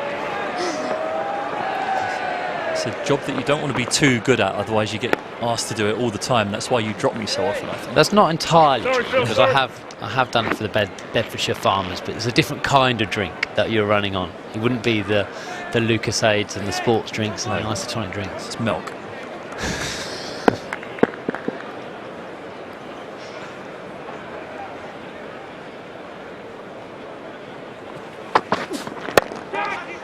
What's the chance? Oh! Can he take it? He has!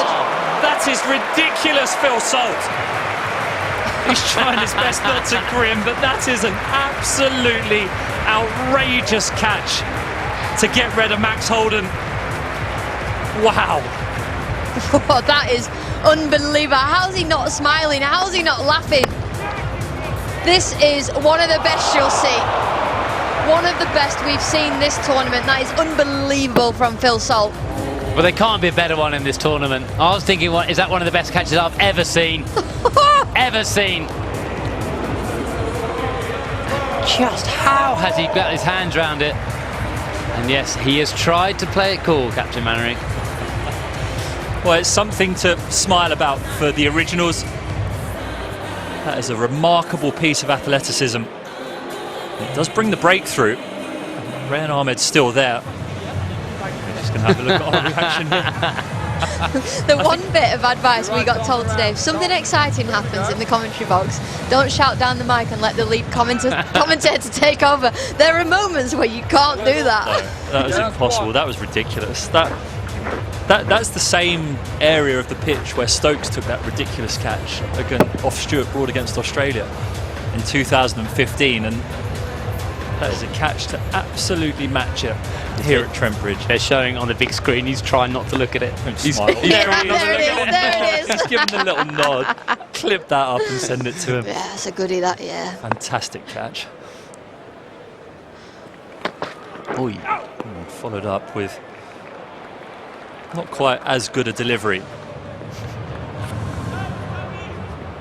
I mean, that's pure reactions, isn't it? You just stick a hand out and hope that that sticks. I think the Ben Stokes one was reactions, wasn't it? Just instinct. There, he's actually had to get the right feet, time his dive as well. It was a thinking catch as well as the athleticism. Absolutely superb. Tom Moore's fresh off the back of a 50. You won't need 50 in this innings, just 37 needed for the Rocket. So in amongst all that carnage, you kind of forget the Rockets are so far ahead of the game. But that was special by Phil Salt, to be remembered. I love the fact that he's just gone, yeah, it's like every day. And with that, Josh Tong becomes the leading wicket taker in the 100 joint top in 2025. He's at the top of the pile there for his top. It's just 4 games as well, those 10 wickets. That was a heavy ball.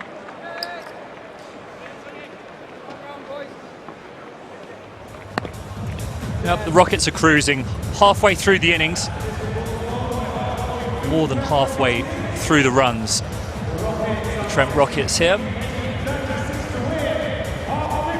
Rayan Ahmed has played with nice timing. Probably the most fluent batter that we've seen in the entirety of the 2 games that we've had today. He's having a fantastic season.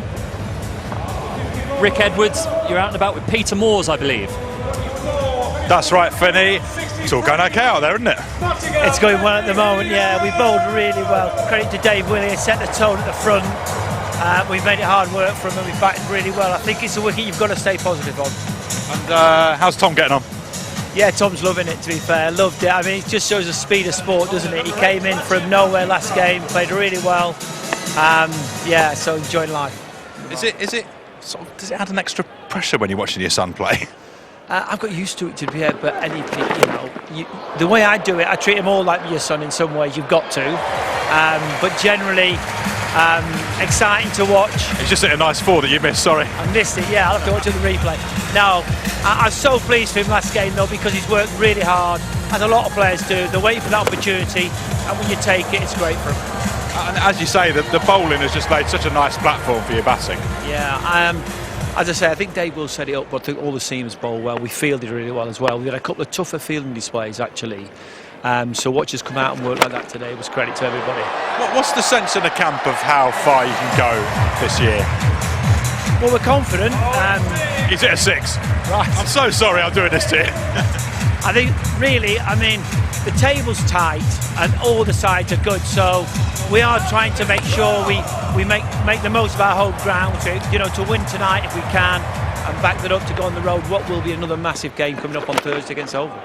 Thanks very much, Peter. I'll let you go, and presumably Tom will get out now. Thanks. Cheers, Rick.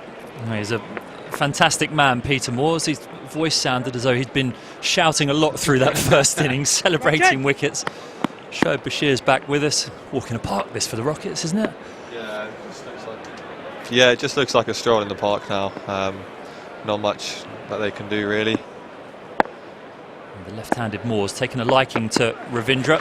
Be happy for the respite of bowling to Rayan Ahmed. Your mate's doing well again. Yeah, I'm so happy for him. He works so hard on his batting. He absolutely loves the game. So yeah, just really pleased for him. Well, the Trent Rockets must be in a good position. Andy Flowers smiling. Big grin from Rayan there as well, as that signalled wide, and one more chops off the score.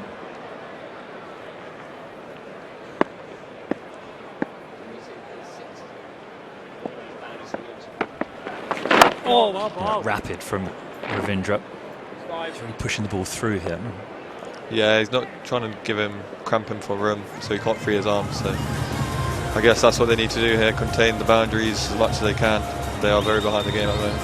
Yeah, and we spoke earlier about maybe bringing fielders up. It feels like that stage where you want the batters to try and take unnecessary risks, even with the position in the scoreboard. Yeah, exactly. It's going to be a bit of a gamble.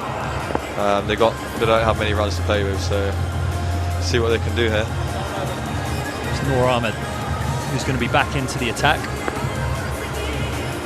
Yeah, it's not playing the risk. It's just playing on the batter's ego, really. I think set him a couple of challenges, bring 2 men up. He's got nothing to lose. If you're the originals now, 24 needed, 45 balls, so you could just knock it around if you wanted to. That's not the modern way. Finish it in style. Well, Rayan's certainly trying to do that. Duffs that one into the leg side, but you can tell that they're targeting their bowlers as well. Tom Moores hitting Ravindra with the spin to the short side. Yeah, and I wonder now, we spoke to Joe Root in that first innings about the run rate. When would they look for the run rate? I reckon now is probably a good opportunity too. Only 23 needed. If you can, for the next couple of batters, try and do the job in 8-9 balls. Moores is trying to do just that, staring at the place in the ground that he wants to hit it.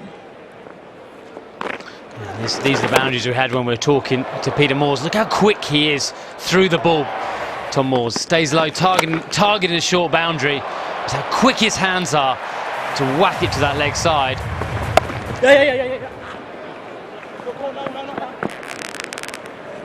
He's a local player, so plays for Nottinghamshire. Knows these facilities and this ground very well.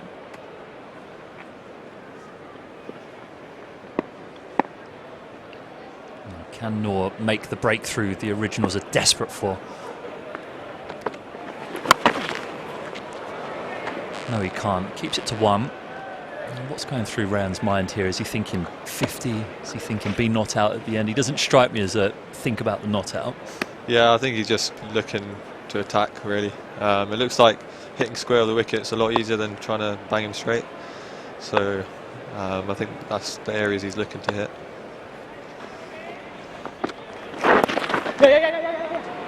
Yeah, nice fielding.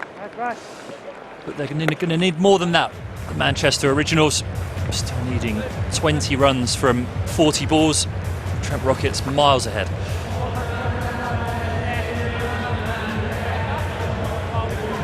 Phil Salt as a captain here. Captain with your hands behind tied behind your back. You know you haven't got enough runs. You can't give up. You've got to keep trying to the end. You never know. But the Originals, I think that toss is such a crucial toss to win. Such a tough ask to the batting lineup to get the right score, and Trent Rockets didn't let them do it. Hanging around your back.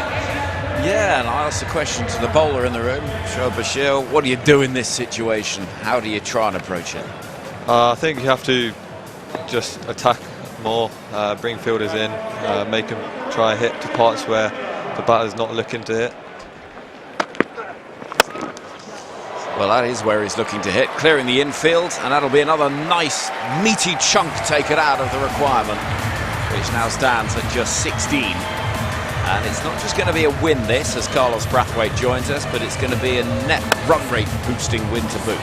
Yeah, I've enjoyed watching them go about the business. They've kept the foot on the gas pedal all the way through.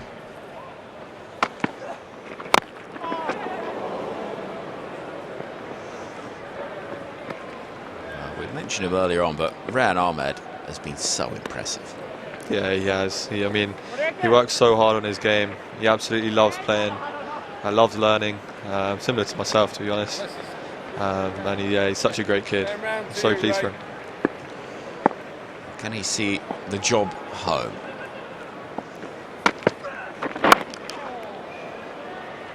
It won't be the boundary. He has reached his highest 100 score with 34 now from 26 balls. Pushed up the order to number 3.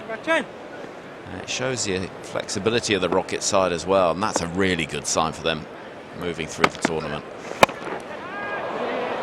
Where's that gone? I think it'll be safe, and it is. It's not a shot of immense control, it has to be said, but they've got the freedom now to pretty much just try and hit for the win. Yeah, and remember, played a franchise tournament together. Rehan Ahmed was just sent to open and slog after the power play. He looks much more refined now as a batter. His stats say so as well. Clearing that front leg and looking to try and access the boundary. It goes out towards the ropes, but won't find that boundary. But it is potentially just 2 hits away for a Rocket side that have a marvellous opportunity here to give their net run rate a big old boost and really cement their place up in the upper reaches of the table, with Manchester Originals starting the day in 5th. This would be a 4th defeat. It starts to become a little bit awkward.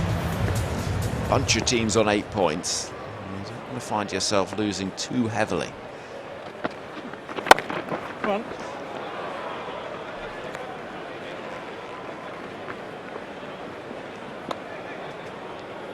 I suppose there are the data scientists and the number crunchers, Carlos, that will be putting all of this stuff together between matches. Yeah, they're relentless with the numbers, the decimals, points here, there, everywhere, rounding off certain things.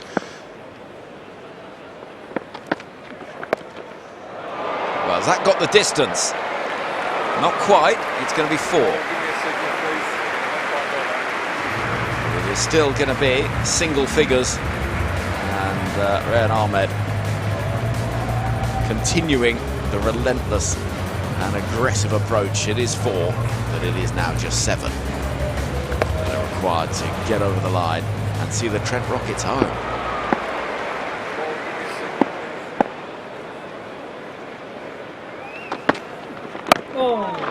It's well bowled. So while they're all telling you decimal points, you're just thinking, let me bowl the ball, let me hit the ball. Bash, are you big on stats? And Not really, to be honest. I'm pretty chilled. I just see whatever I see, I'll try and implement, really. Could be a chance. That's a very good low catch. It went out quickly and flat towards the boundary. Rehan Ahmed goes for 39. And it won't make a difference to the result of the game, but it will at least give a wicket to Noor Ahmed. That's something to cheer for those Manchester Originals fans and players who've had a frustrating evening. Good catch. it's also delivered from well behind the crease, almost in line with the umpire. Silver to Mark Watt, 24-yarder.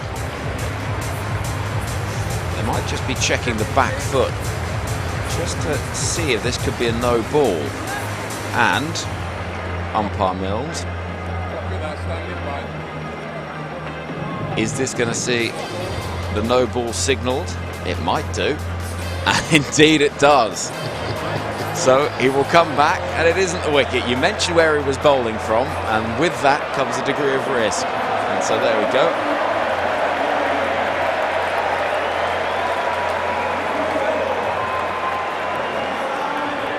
Check it. And David Willey, who's had an excellent night with the ball and as skipper, isn't going to get the opportunity to hit the winning runs. And his teammates applaud as if he's just played the knock of a lifetime.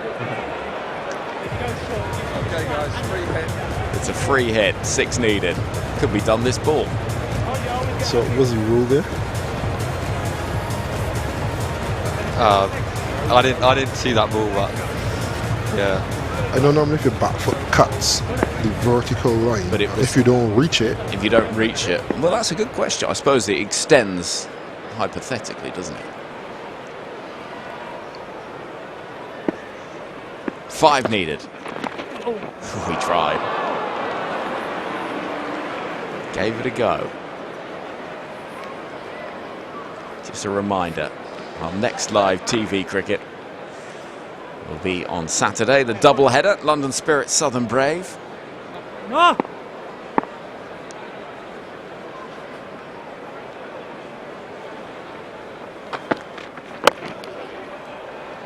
It's going to be one more off the requirement, but only the one more.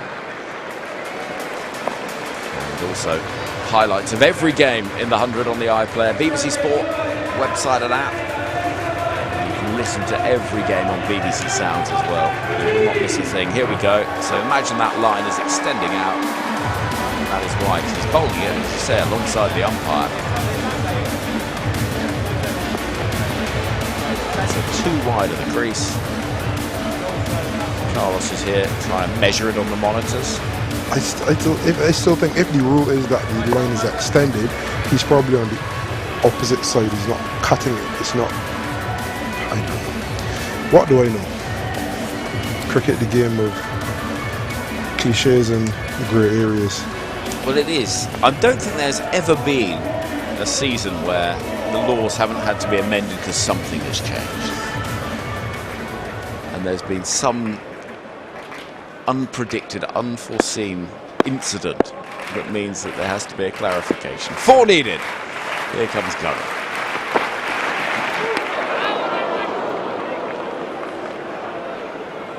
That was the last ball I was expecting. 2-1, Ryan. Nice to see a player enjoying themselves out there. You can see it's a little bit chilly. It's Graham Swan huddled next to David Willey and Sam Coe. It's that rocket celebration. It might become a little bit of a party piece in this part of the world. So keep on playing like this. Decision is not out. Just roll that through, roll that through. Let's see the ball. Roll it through there. Just take it back as the ball goes past the glove, please. Just roll it through. One more frame. Thank you. There is a clear gap between bat and ball. So I'll be coming back to you on field, Blackie, for not out. Paul Baldwin confirms the decision I think we were all pretty confident of in any case. And Rehan Ahmed has had a couple of little worries in the last few minutes. Will yet again have the opportunity to try and win the game, and the crowd are up and about. They're eager to see that decisive blow. Won't be there. It's just a single, 3 needed. It's been impressive though, isn't it? With the ball, clear plans, a real sense of absolutely knowing the game plan they wanted, and then with the bat, flexibility according to the situation. It's got the hallmarks, a bit like the Oval Invincibles, of a team that's just got a certain sense of confidence in what they're doing, and how it's all going to work. And this man has been impressive since returning to the side.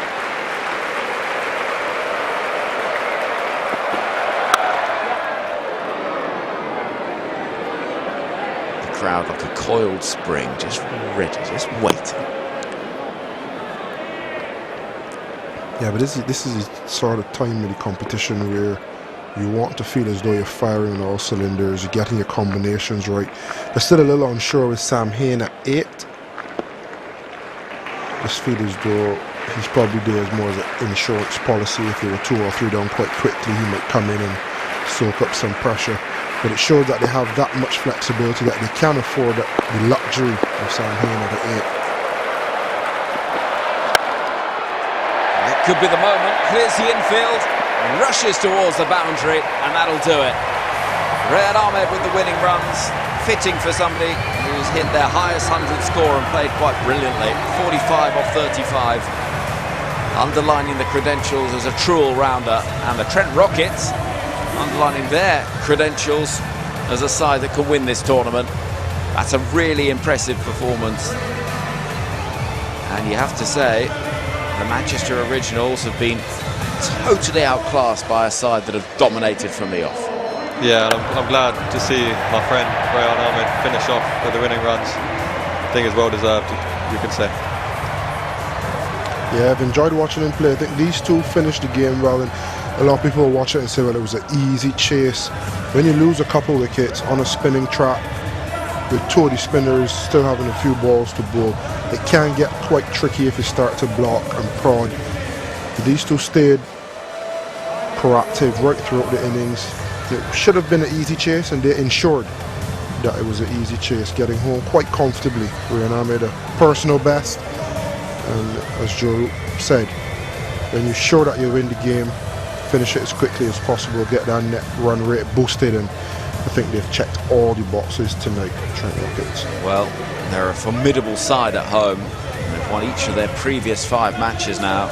The worrying trend for the Manchester Originals is now 7 losses in 8 away from Old Trafford, and that is problematic because if you can't find ways of winning on the road, you're going to struggle to qualify for the latter stages of the tournament. But Andy Flower, Joe Root, and that leadership group, they seem to have put together a really strong unit. And yeah, changes have been made, but under the leadership and captaincy of David Willey, it is a side that have been really superb this season so far. And that's an impressive win.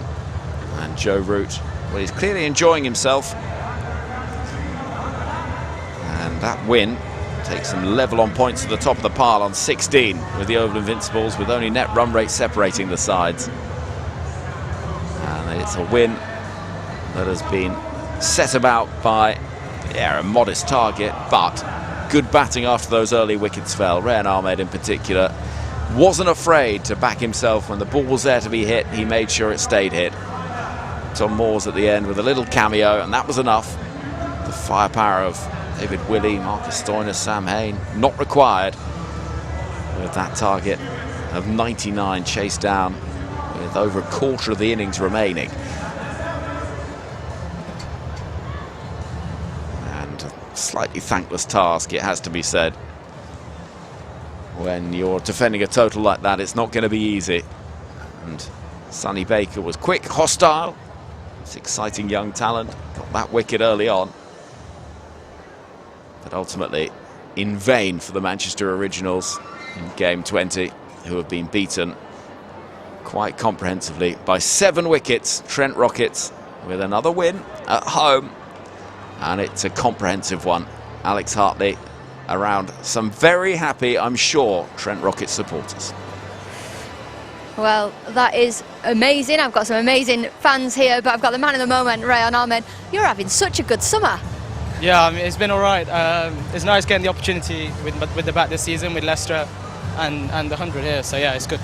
With the ball in hand today, it was a wicket that suited spin bowlers. What was your thought whilst you were coming into bowl?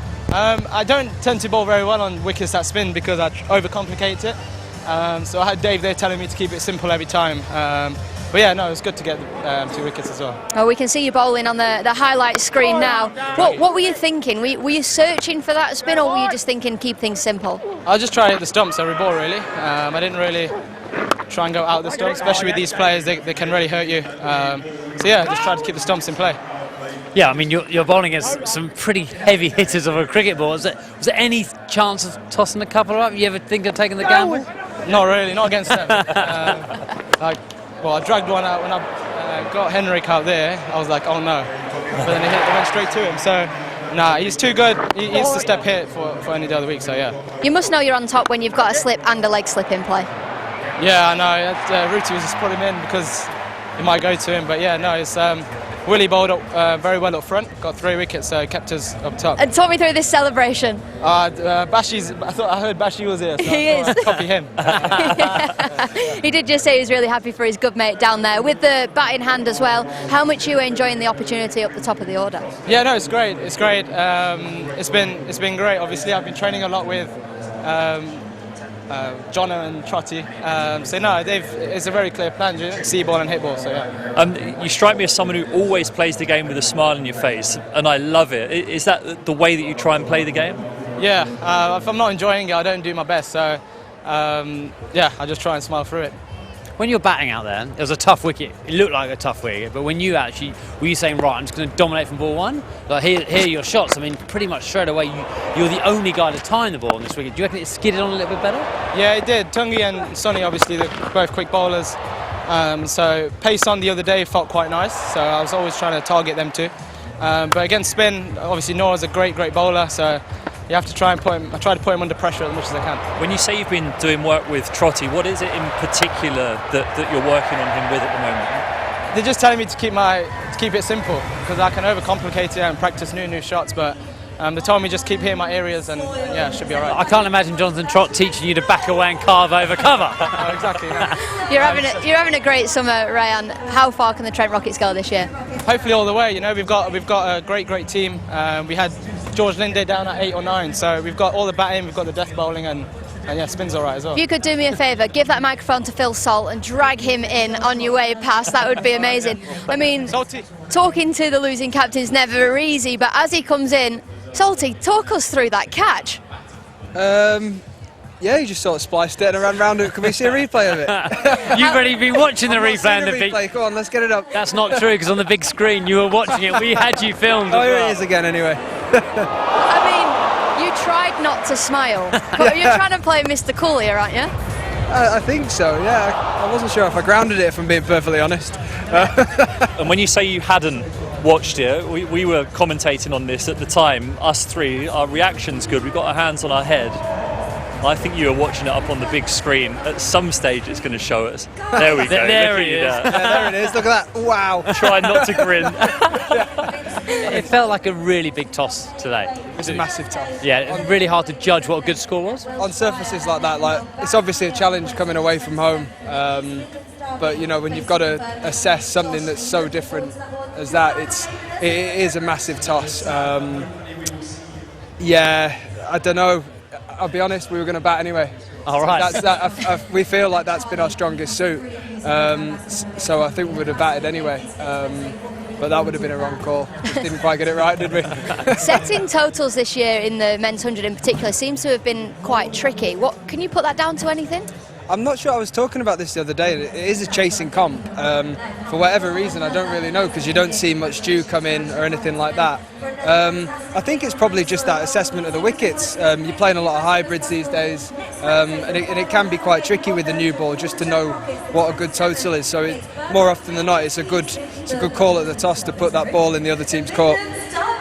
You didn't manage to take early wickets, even though you'd have liked to. How good is it to have Sonny Baker and Josh Tongue opening the bowling for you, two young, exciting England bowlers? Yeah, so good. I mean, I feel like our point of difference is, you know, not only their airspeed but their skill. When they both get it right, we're obviously well ahead of the game. You know, you can't ask for that every game though, because that would be getting greedy. But when they get it right, they always put us in a good position. Was there any danger of thinking just take the pace off it with them today? Lots of, you know, Trent Rockets, I know they're different style bowlers, 80 mile an hour. Was there anything of saying we're just going to bowl lots of into the pitch slow balls, or you just think no, bowl 90 mile an hour and just see what happens? Your plan A is always the 90-mile-an-hour stuff, isn't it? But then, I feel like it's a tricky balance to get right with the scoreboard looking as it did when we were bowling. Because you take the pace off too many, all of a sudden one of them's got back and across, and they've gone boundary, and all the pressure that was there is relieved. So it's a really tricky one, and one we spoke about for a lot of that innings. Yeah. What's left for you guys? You could still make the playoff. Just dust yourselves down after a game like today. They happen. Yeah, I think you have to. There's no time for wobbly bottom lips in this, is there? It all comes thick and fast, so we're just going to have to go pick the bones out of it. It's a bit of a cliche, I know, but we're going to have to go pick the bones out of it and see what we could have done better tonight, which, to be fair, was a fair bit. But we've got Birmingham on Sunday at home at Old Trafford. That's a good chance to get back on the horse. All right, thank you very much, Phil. We're going to head to Rick. Who have you got? I think it's Sam Cook. Sam, I mean, you and the other bowlers really did the damage there. Yeah, obviously really pleasing win. To take wickets and restrict them how we did was, really sort of impressive performance, and obviously important at this stage of the competition to get a win and hopefully build on that run rate a little bit more. So really happy with the bowling performance. And the way that David Willey started, I mean, he really went at him. Yeah, I mean, 3 wickets in the power play. Getting his bowling done up front, and in the toughest time to bowl to the really tough batting lineup that they had.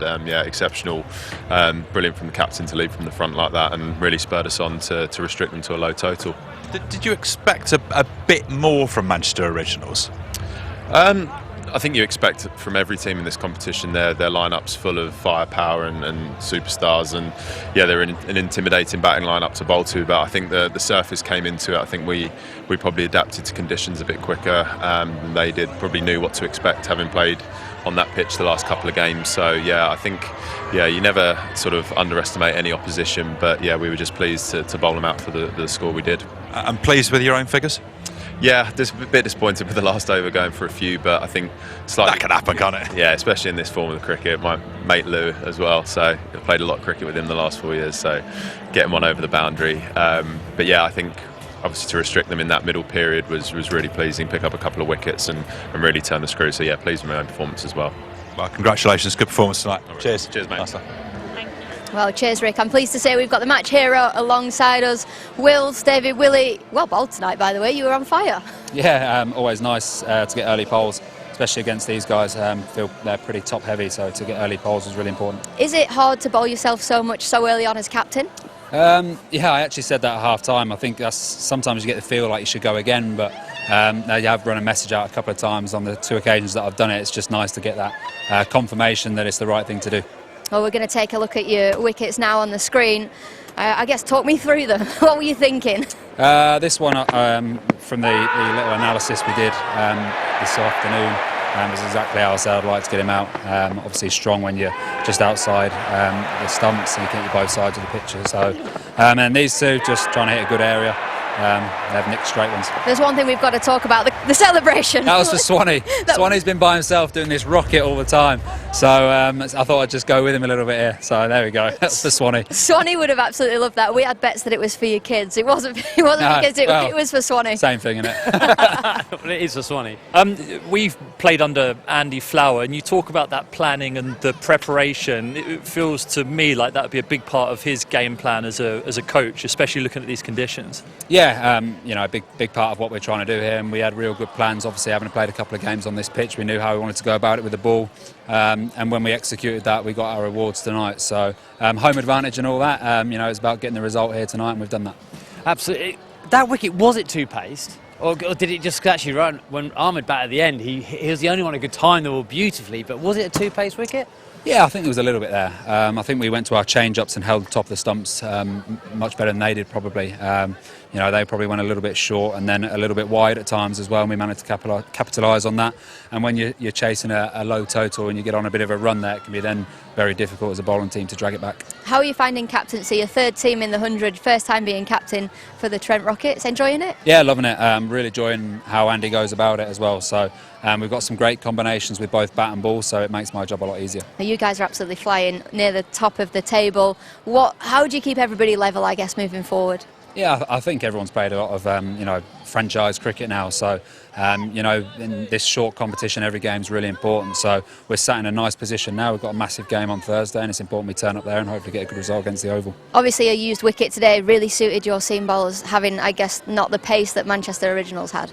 Yeah, absolutely. Actually, the guys that bowled a little bit slower managed to hit the top of the stumps. It was difficult